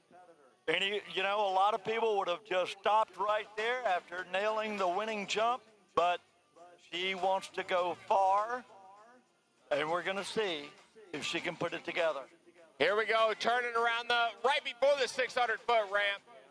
Oh, look at that, under the darkness right there, appearing into the last set of lights. Sasha, jump number 3, get behind her into the base of the ramp, too much. But she's going to take the title here in 2026. Give it up for your champion.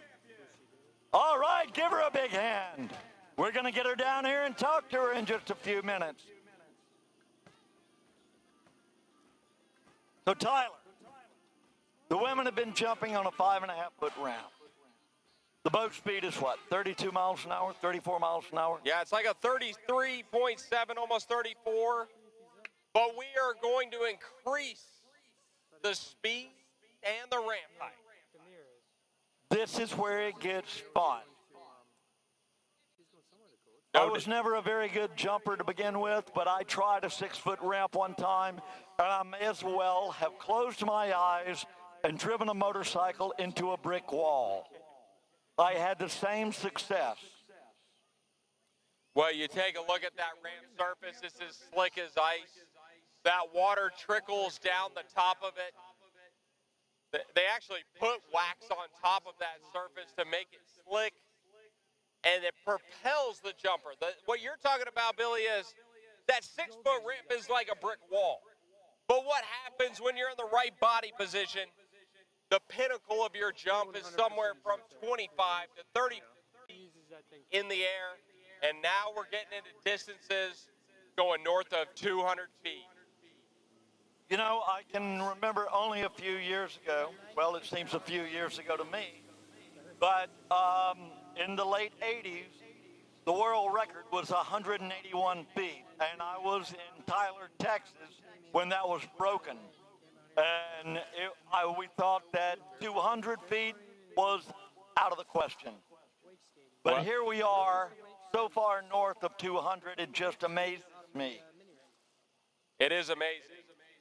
And you're about ready to see something special as we are into the climax of the night. As these athletes have been training. Whoa! Have we got a re-ride? No? And Oh, I think we're going to move right on into the jump. Oh, sorry. Okay, my bad. But we're to go back to this 6-foot ramp. The 200-foot mark was a barrier for so long that stood out there. Now we're looking at 205, 210, 215, 220, 225, potentially 230 plus under the lights. Only time will tell. But these jumpers will literally be coming into the ramp at 70 miles an hour, hitting that ramp surface 6 feet high. And they need you to get super, super loud here tonight. We're expecting the crowd to show their support, to show their excitement, to let these people build.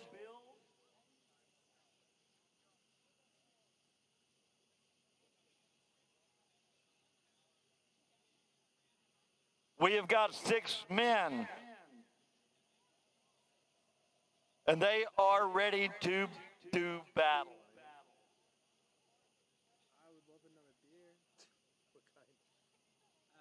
The lowest today was 208 feet.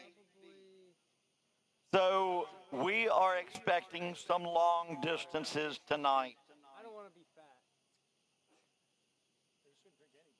And we're getting all dialed in. It's actually mechanical. That ramp raises up to the 6 feet. We don't even need to get anybody out there. It raises up to 6 feet, and we get rocking and a rolling.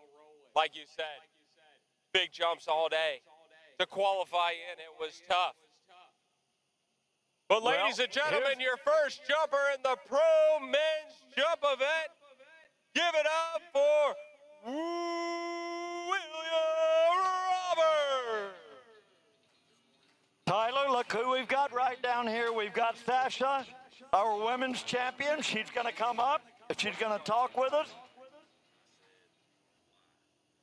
All right. Sasha's going to make her way up here in the Tower of Power. Make sure we got you on the webcast too. Sasha, incredible. I had the opportunity to announce for you a couple weeks ago at the Masters, and it just keeps rolling. You look great out there tonight. Thank you so much. Thank you guys for coming. That's always special for us. Thank you to organizers. You guys put a lot of work. That's why we do it. So really appreciate. Thank you so much. Well, how are the conditions? How are your jumps? Conditions are awesome. So I feel like from night jump, you can expect more. So guys, really get ready for like real show and like, cheer for guys because they are going massive. Well, here we go. First jumper on the water, William Roberts into the base. Whoa, big pass there. But it's amazing to watch. Just like it doesn't look, I mean, from our perspective, watching you in the day, the transition into the night, you make it look so easy, but I know you probably made a few adjustments. Was there anything special you thought about this evening? Yeah, I mean, honestly, I didn't make adjustments I needed to, but it's still fun, nice, safe, you know. Yeah, the conditions are awesome. I feel like it's hard to beat. Well, congratulations. Great jumping. So proud of you. And thanks again for putting a great show on for us here at Louisiana Night Jam 2026. Thank you so much, guys, and thank you for all the spectators. All right, Sasha, our women's champion. Just amazing to see Sasha. She's on a roll here in 2026. She takes another title.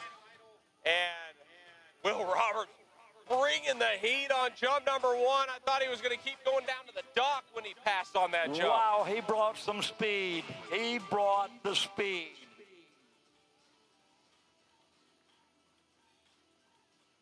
So let's see, Will this afternoon jumped to 208 to start things off to qualify. He'll be coming in on his second jump. Again, we want to thank all of our sponsors that have helped us out. Look along the banks here at our banners, Rouse's, Dolphin Wetsuits, so many others, Bank of Zachary. Support local businesses. We appreciate Here them. we go. Will Roberts into the base. He's going to take a big jump. Oh, my goodness. Oh, my goodness. Everything comes together, and he absolutely, of course, I mean, the jump was huge. I thought he ran out of buoys. You know, some of Holy those cow. buoys, yeah, those buoys indicate jump markers, and that very last buoy is right on that world record. And, man, you look at that, he took that one way down the lake. How about the fans down here? Did you watch him land? How was that? Oh, yeah. Oh, this has been Come on, 214 feet. 214, absolutely jumping out of his mind on that second jump. You brought it.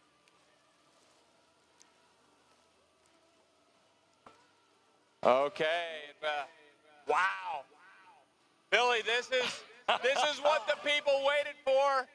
Of course, man, at a 214, 213 air, I mean, now we're talking 220. And 220 is a special cut. Not too many people in the world can go 220, but the way that Will Roberts is attacking that ramp right now, definitely in his wheelhouse. Well, you know, we have a pretty good seat right up here at the tower, but the people down the levee here, around 220 feet out, they're in a special place. Let's make some noise. Oh, yeah, he has brought it down. Ladies and gentlemen, can he get his lift at the top? He salutes you. And I think that second jump is going to be the best jump of the round, but an incredible round of jumping. If you're tuning in on the webcast, just amazing that you're joining us here this weekend. And, wow, I want to give a big shout out to all of our people on the webcast helping. Kelvin Kelm for an amazing webcast. William Roberts, congratulations on an amazing jump right there. But, yeah, the webcast, I mean, with Kelvin's, I mean, we couldn't do it without Kelvin. Kelvin's been absolutely instrumental setting up all week for this event. And what a great job he's done. We appreciate it so much. And as we said, we've been getting texts from all over the world. People tuned in, and we appreciate you watching so much. We're going to get Will down here in just a minute after that 214-foot jump. Wow, William Roberts bringing the heat, and that's how you want to see a jump event start. You want that first jumper off the dock to really put one out there, and William Roberts didn't disappoint. Man, coming in cold like that, in the dark, and setting the gauntlet so high, it just never ceases to amaze me, the athleticism that we have right here. It's absolutely amazing, and we'll get Will over here on the microphone, and we will get an interview with him to fill out the conditions. Ladies and gentlemen, your next jumper on the water, out of Italy, Eduardo Marenzi. Well, Eduardo came out with a 208.5-foot jump this morning. A nice jump by his standards. And, there he comes. Our current leader. Will going absolutely huge, buddy. That was awesome. I mean, you really sent it down there. We knew you were bringing the heat on jump number one. You passed and came back and uncorked a huge jump on number two. Yeah, it's always hard to find your timing at night, and I was early last night and a little early on the first one, and then just made the adjustment, and the 214 was like super smooth, so I think we're going to see some really big jumps tonight. So well, stay right here with us. We want to talk a little bit more. Eduardo coming in on jump number one here. Your second jumper off in this final jump in pro men's jump. Ladies and gentlemen, he can hear you out of Italy into the base of the ramp. Big kick. Look at that jump sky high. Wow, he's putting it out there. The conditions look great. You got to say, man, like, these guys are going to fly. I just have a feeling. Oh, yeah. Yeah, like I was only 210 today during the days, and then 214 at night, so that's 2 years in a row, like further at night than during the day. So it's always super dialed here, the boat, the driver, everything. Jay's doing a great job. We really appreciate everything he does putting this together. And big shout out to everyone showing up through the rain, everything. It makes the jump event so much better. So we loved it. It's an amazing crowd as Eduardo put it out a 196 on that jump number 1. You know, what do you think it's going to take here tonight? I mean, with that jump, it was huge. You're probably looking at the podium right now thinking you got a chance. Some big names yet to come, but that's way out there. Yeah, maybe 214 will hold up for a podium, but I'm sure Jack and Joel will be out there close to 230. So I'd be ready for some big jumps on shore. Amazing. Well, William Roberts, congratulations. Congrats, Give it up to William. him, man. Great jumping, man. Great We're getting skiing. the party started. We'll stay in touch with him. There he is. Give him a big hand. Oh, dude, that was so big. So big. And Eduardo knows it. That's the thing. He knows the conditions are good, and he wants it bad. Look at this cut out on number 2 jump. Oh, smoke on the water on jump number 2. And here he goes, Eduardo Morenzi. Oh, yeah. You can see he Oh, got he some pushed that float one. there. He pushed that one. Now, that might be right into that 200 ballpark, but I don't think it's going to be enough to I get don't that think it's going to 213, be enough 14. yet to unseat Will. Middlebrook's 210 at night. We're waiting for the board flash. And we're waiting right along with you to see what happens on jump number 2 for Eduardo Morenzi.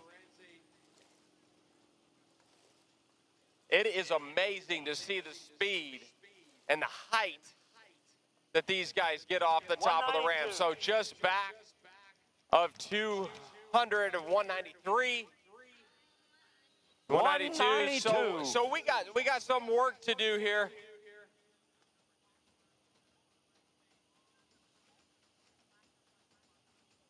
Oh, okay. Well, you take a look at this jump event, and like William was talking up here, he thinks this is going to potentially hold up to a podium, but he knows who's on the dock, and he knows that big jumps are going to go down. Tyler, there are some good jumpers coming in as we're watching Eduardo coming in for his second jump, but I'm looking down the banks, and I'm seeing people sitting down that need to be up and making noise. And let's go. Here we go. Jump number 3, Eduardo Morenzi. Oh, no! Banks out, almost goes out the back. It could have been absolutely disastrous. And he pulls it out. Holy cow, that's twice tonight. We saw it from Regina Jaquist, almost an out the front. That was almost an out the back. But the athlete he is, he was able to put those skis back under him.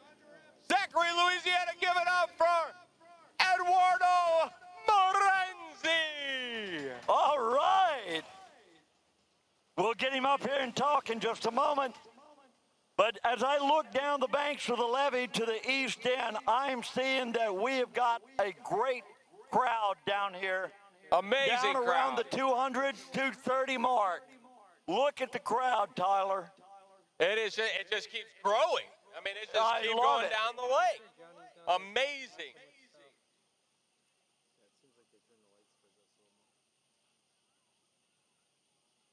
That was just our second men's skier. We've got 4 more to go. And the names that we have before us are a who's who of men's water ski jumping. All right. Here we go. We're getting dialed in that boat. Traveling 35 miles an hour down the course. Jumpers hitting it from 65 to 70 miles an hour in the darkness. Amazing. And I know that Eduardo wanted a little bit more, but an amazing showing of how much pressure he was putting on that ramp to try to capture the lead. But that is a marker put out there by William Roberts. It's going to be difficult to track down. We're going to get Eduardo up here in just a minute to talk about his jumps. The skier getting ready to go off is from Chile, Emil Ritter, who used to train right here. He's up in Utah now, I think. That's right. Get up, get loud, out of Chile, Emil Ritter. Emil Ritter, a couple weeks ago at the Masters, finding himself here under darkness in the night. Now here's a guy with some big cuts. All right, joined up here with Eduardo. Eduardo, you were bringing the heat. You had a lot of speed. Talk us through it. First one was good. It was a little bit early. Just trying to get settled at night. Second one, couldn't get my spot. The third one was a good car. It was a good spot. That was scary, man. Well, that's the one I want to talk about, that third one. Man, how did you pull that out and save that jump? I just hold on to the handle, try to push my feet forward, and hopefully not die. And hopefully not die. Yeah, that was a low-mo. I was 22nd there for the jump. Well, Dude, Eduardo, that was just great. hang on. Thank you, Eduardo. Hey, hang on right here as Emil We're going to talk to Ritter. you again. Jump number one. Here he goes. Get behind him. Oh, big pass on jump number one. Look at all of that speed. Yeah, you were looking like you were headed out of the back of the speed, but the athlete that you are, you pulled yourself underneath and was able to ride it out. Talk a little bit to us about the difference between jumping in the daytime as it compares to the nighttime. Well, the difference is like at night, you just feel so much faster. You gotta just really trust yourself, which sounds easy, but it's the hardest part of jumping during the day, and the night just kind of gets a little heightened. But it's great. It's a lot of fun in a crowd like that, man. It just feels unbelievable out there. Amazing. Are you able to hear the crowd out there? Yeah, of course. It was unbelievable. Oh, yeah? Okay, people, they hear you. Make more noise. Yeah, more noise. Here we go. There's Eduardo. Thank you, man. Great job. Thank you so much for everybody for coming. Emil Ritter. Like you see, he was bringing a lot of speed there. If the jumper feels out of position at the base of the ramp, they can elect to let go and carry on to jump number 2 and jump number 3.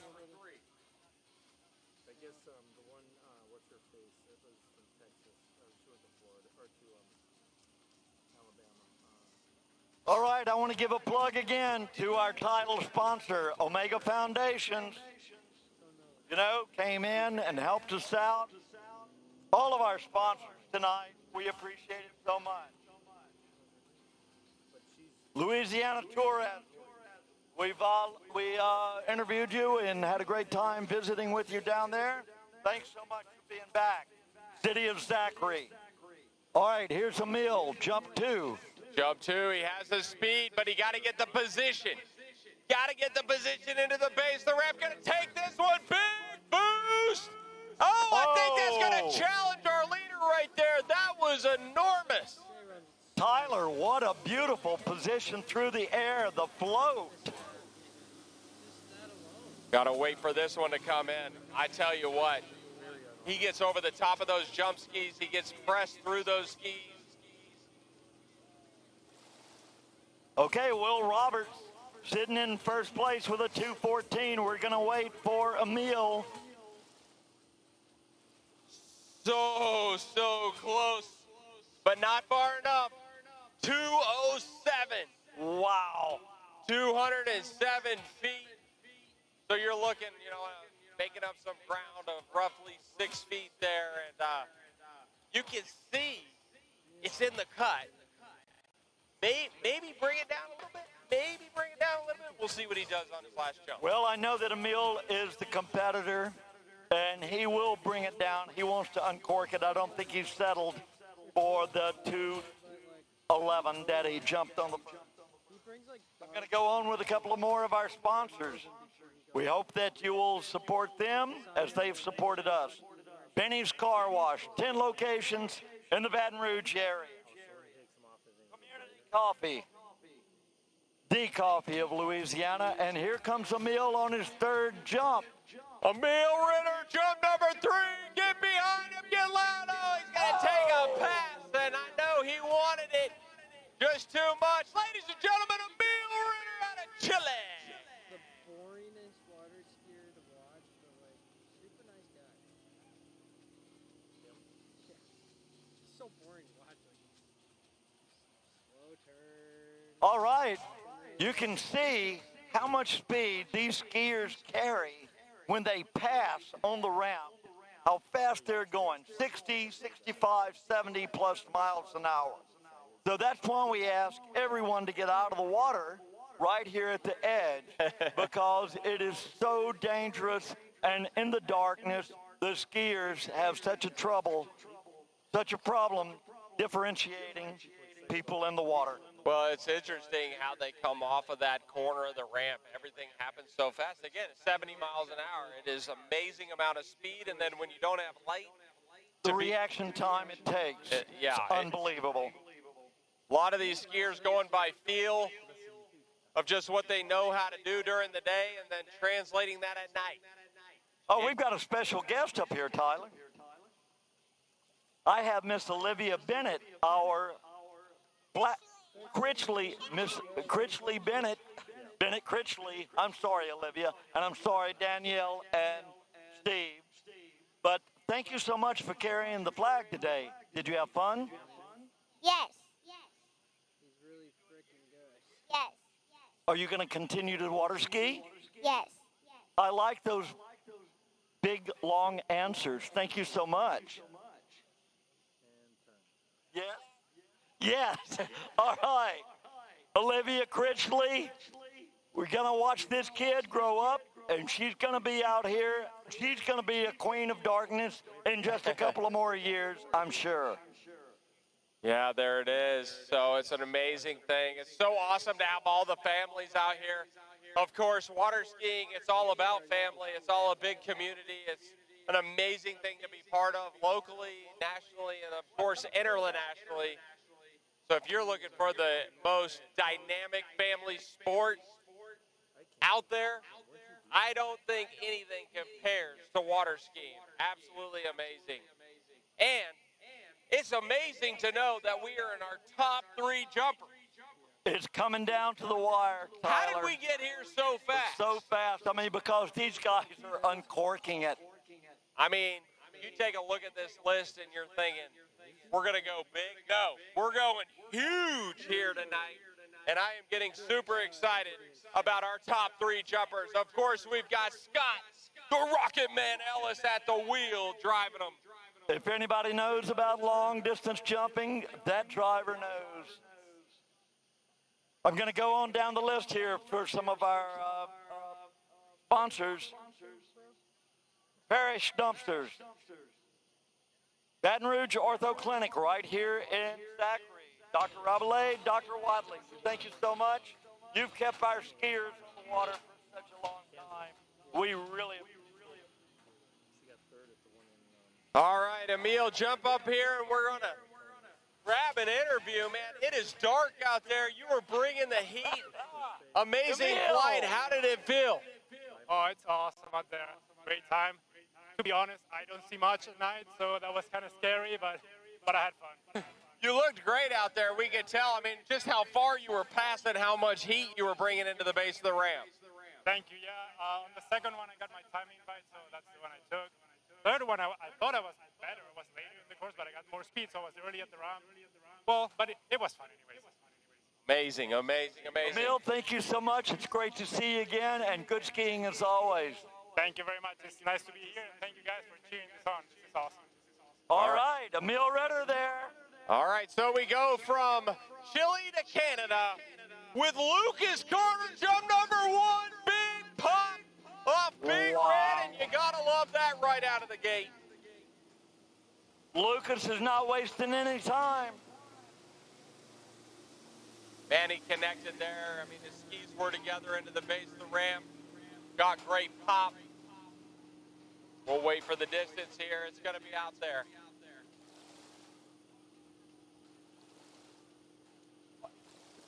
Sorry, Carter Lucas. Our dyslexia is kicking in right here. We're late in the evening, and we've got it backwards. Yeah, so the seating. What surname I go with here? No, of course. Oh, it's Carter Lucas. Carter jumped at 212 earlier today. We're going to see what he did right then. Carter was going in hot, and I think he's in that 195 range. So still looking to crack that 200 on jump number 1. But that was a good jump with the height. Got the spring Now he's got to get that load into the base of the ramp. Well, we know that he can jump far. He's probably going to make the adjustments to do that. 212 this afternoon. Let's watch as he comes down on a 600 and gets wide on the boat. All right, here we go. Carter's coming in. Jump number 2. Oh, a lot more speed. He's really late on the corner of the ramp. Ooh, and gets a pretty violent crush from those skis as they flare out at the top of the ramp. That was it, though. That was going to be the one that was going to challenge the lead if he can maintain his body position. Well, I think he knows what he's got to do now if he can put it all together. Just miss that kick a little bit. And that's all it takes.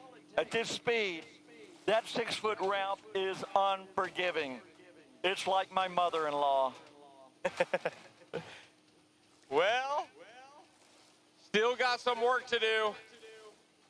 59.4 meters, it looks like. Just trying to collect that body position at the bottom of the ramp. I think we got 172. So what happens there, Billy, when you get that big of a crush and you lose your legs off the ramp? You can see it brings you down like 30 feet. So you got to get the speed, you got to get the lift. Well, when you're carrying that much speed into that ramp, and it's like we were talking about, hitting that wall, if you are not in perfect position on the balls of your feet and springing forward, you're not going to get the distance you need. So Here comes Carter in for his third. Third and final jump, Carter Lucas. Can he get his lift at the top of the ramp? A lot of speed, big lift. I love it. Look at that. That's a big jump. That's a jump. That is down there. We're looking down the lake. We're looking down the levee, and people are waving down there in the 220 mark. They think he's gone it. We're going to wait and see. We'll wait and see. Boy, do you see the difference there when he gets his legs and how beautiful that float is? That float is a thing of beauty.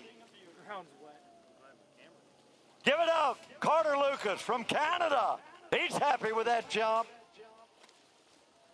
You're not going to believe this. It's the same distance in meters as William Roberts at 2:13. It's a dead tie right there with 2 skiers to go in this pro men jump event right there. You can see the difference. He went from a 170 to a 2:13. How he really powered up and got all of those feet back. That's a competitor right there. We are down to our final 2 skiers. I can't believe the time has passed so quickly, and it's just been so much fun. And our skier coming out on the water now from Great Britain, living in Florida, Jack Critchley. Oh, yeah. We've got a pair of 213s out there. We've got the second to top seed here. And Jack Critchley. If anybody can go out there and take the lead, it's this man. Ladies and gentlemen, get loud for Jack Critchley. Yeah, I wish. He got paid too. Yeah, I get paid. He did Jack jumped a 225 this afternoon. 225 feet. It just, I can't even wrap my mind around it. 225, that's way out there. You're talking what? Another 12 feet from what we just saw. Well, and I tell you what, Jack has been jumping really good lately. I've been following him on social media. I know he's dialed in here tonight. He would love to put some pressure on our top seed, and the way to do that is to get over that 220 mark. That's it. Jack used to train here. He skied here many times. He knows what the side is like. He can dial it in. All right, there we go. Ladies and gentlemen, you got to get loud for Jack Critchley. This is his first attempt. Oh, look how wide he is. He's got a lot of speed. He's digging into the base of the ramp. Get his legs. Good speed, not the legs. legs on jump number 1, so he's going to fall short of the 213. You can see his glide. He's up on the boat. He's very loose up there, trying to get those skis turned all the way around. It just lost a little bit of lift. But sometimes at night, you just need to make that adjustment. Well, I think if anybody can make that adjustment, T-Boy, is Jack Critchley. He's been here before. He's been in this position. He is the kind of guy that can make those adjustments to put it on out there. All right, he wants to hear you, getting the crowd into it. Taking some coaching from Regina right there. You know, that push and that drive on that ski is so important. All the pressure is really going through that right ski into the base of the ramp, right? So even though there's 2 skis, that right ski is fully loaded, that left ski is almost off the water going into the base of the ramp, and when they hit that surface, that's when they need to get that kick. I cannot believe he held that left ski up all the way into the base like he did. Who we've got here? Here he comes. Oh, my goodness. Yeah, we're about ready to get into the top seat. Carter Lucas, my goodness, comes down to jump number 3. You tie it up. What did it feel like out there? It felt awesome. Felt just like this morning. Knew if I got my timing right, I could make something big. A little bit of doubt there, but I was just like, let's go fast in the ramp, see what happens. It worked out. Awesome. We'll stay right here as we get back to the water with Jack Critchley. Jump number 2. Oh, look at this guy. He's really deep into the turn, and he's sitting back with a on big his heels flight. a little bit. A lot of speed there, and we'll wait for that. But, wow, I mean, exciting. It's rare that we have to go to meters from feet to see a tie. Tell us about that. Yeah, that doesn't happen very often. Obviously, Will jumped great. He went huge on that opening jump after a pass. I didn't even know if that was going to match that, but I'm just really happy it did. Yeah, I'm pumped. Conditions are amazing. Everything here is awesome. Thank you, Jay, and everybody at Bennett for hosting a great event. Conditions are awesome. Is this your first night jam? Yeah, this is my first pro jump event ever. And wow. Hey, congratulations. Yeah, thank you so much. Enjoyed watching you, and the best to you down the line, man. We're going to watch you for years to come. Awesome, Carter. Thank you. Amazing, amazing jump. So, I mean, our leads right now, that was a 206 there by Jack. Got some work to do, but Carter's like, he's staying in his jump gear. Anything can happen here as he co-holds the lead. Jack really just needs to find that lift. If he finds that lift, this thing's going 220.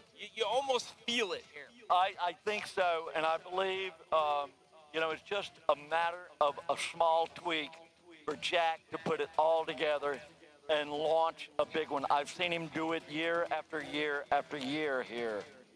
Oh, my goodness, is it dark out there? Here we go, Jack Critchley. Third and final jump. Needs to grab the 213s. Can he take it down? And that one, unfortunately, is not going to do it. Just sitting back, you can see just the slightest weight shifted back on those skis and was unable to push that one through. So the lead, the co-lead, is going to stay at 213. Ladies and gentlemen, as he makes his way in, give it up for Jack Critchley. He was bringing the heat. He knew that Joel Poland is on deck, and he wanted to push that one out to 220.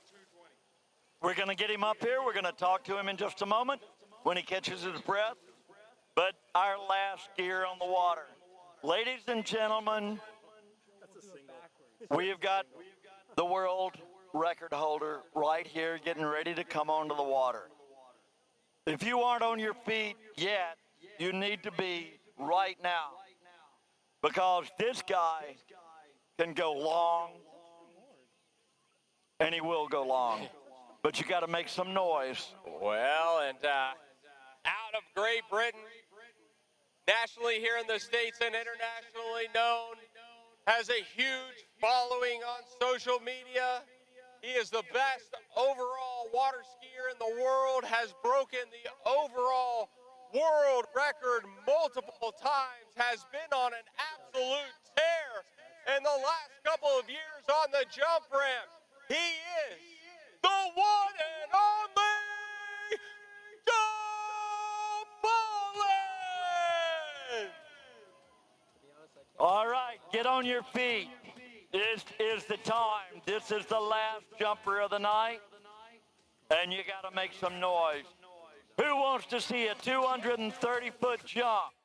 Well, and he was, Billy. He was over 230 in the preliminary round. He can push this out there, and one thing about Joel is you will know it if he connects. It will be right off the top of that ramp, and he will take that down leg. And if he does, he could take the win here on jump number 1. He could do it. But the thing about Joel is he makes it look so easy. Well, here we go. Zachary, Louisiana, your top seed at the 2026 Louisiana Night Jam here at Venice. This is Joel Poland. This is jump number 1. He needs a 213 for the win. Can he do it on jump 1?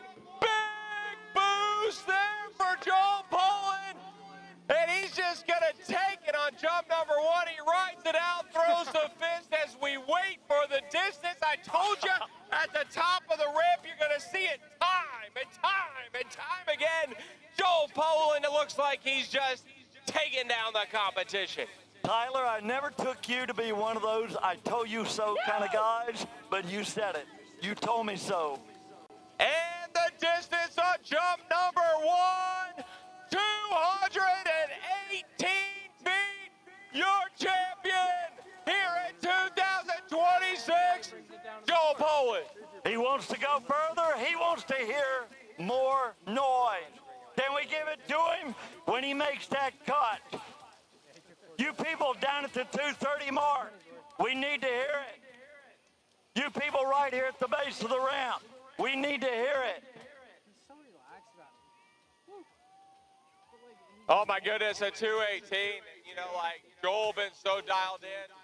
The Masters a couple weeks ago went that 225 at the qualifier into this event in the daytime. He went 230s here on this lake. Can he do it at night? I mean, Joel has been so dialed in these last couple of years. I mean, it is time after time after time. Jump number 2. He wants to go a little bit further for you. This is Joel Poland. Can he wait later? Can he go further? Can he go higher? Make some noise. Here he goes, Joel Poland. Big jump once again. And don't you just love how he just comes down so easy and rides out the jump? An incredible jump number 2, but I think the 218 still the furthest. I think so, but man, Tyler, he makes it look so easy to go so far. And with that, it has been an amazing, amazing run for Joel Poland as he takes another title here in 2026. He's going to pass his 3rd jump and come in for the fans. Ladies and gentlemen, give it up for your champion. There he is. Joel Poland. All right, we're going to get him up here in just a moment. Now, if you'd like to, ladies and gentlemen, we're going to have our awards right here at the podium. Come on down this way, meet the skiers, say hello. Thanks so much for being here tonight. Wow, incredible action. I look forward to doing the awards ceremony here and presenting our champions. Just incredible at 218. And I want to thank everybody for coming out tonight. Such an amazing time to get back into Louisiana. Honored and privileged to be here at Bennett's to announce this one for you. Joel Poland, of course, he doesn't disappoint. All the vendors and sponsors and J&M Bennett, and there's so many people to thank. Kelvin, obviously, but the fans of Zachary, Louisiana, amazing. We thank you for being here, for coming out, for supporting us again.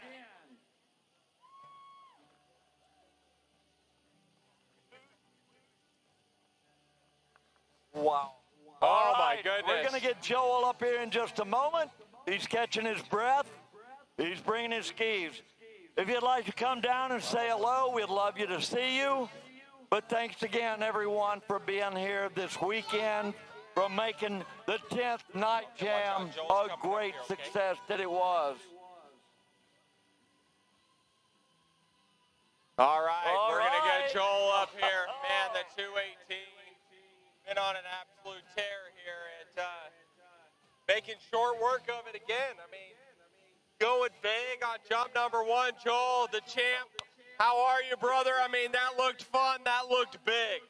Oh, man, that was fun. I was definitely a little nervous. I was stressing a little bit, you know, sweaty palms and everything, but felt really good. You know, jump 1, just to kick 1, that felt great. So, yeah, just Joel, adrenaline shakes everything right now, watching you know? you just makes it so easy. What's your secret? What's your take?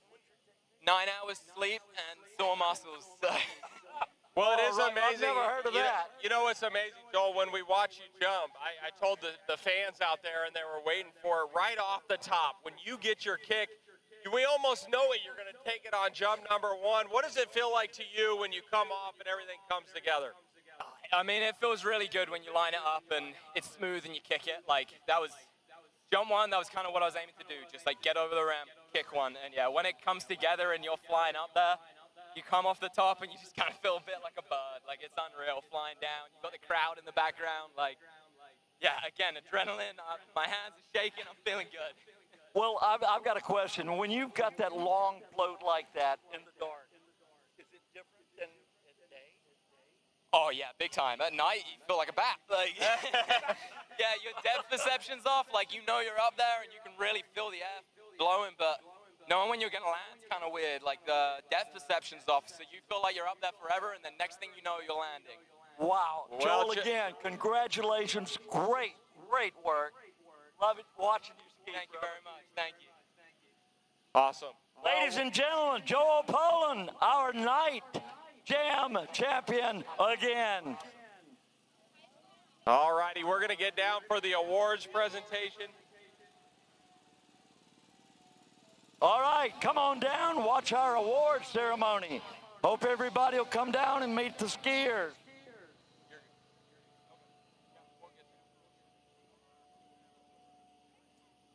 Oh, wow. Joel Poland and Sasha taking titles. I mean, it's an amazing thing as we get ready for the awards presentation.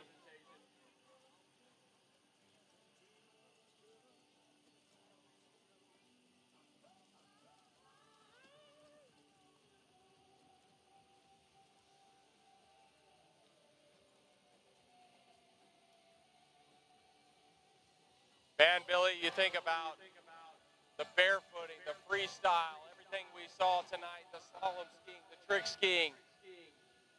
Wow, it's been great, Tyler. And I want to invite everybody, walk on down here, watch the awards ceremony, say hello to our skiers. We've got the women, the men's champions. We want you to meet them. We want you to say hello.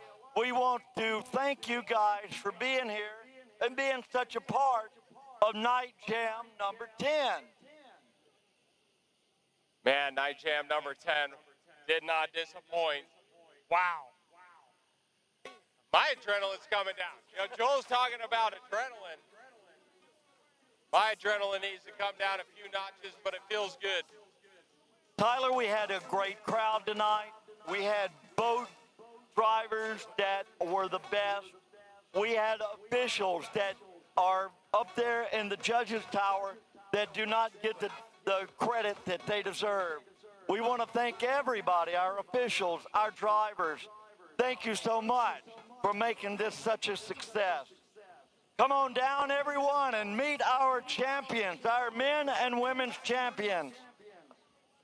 In my Louisiana, the trail less traveled is endless. I explore using pedal power. And paddle power. In my Louisiana, some museums have no walls. The fish are always biting. And the catch is plentiful. There's so much to see. And In my Louisiana, I'm at home wherever I go. When you find your Louisiana, you feed your soul.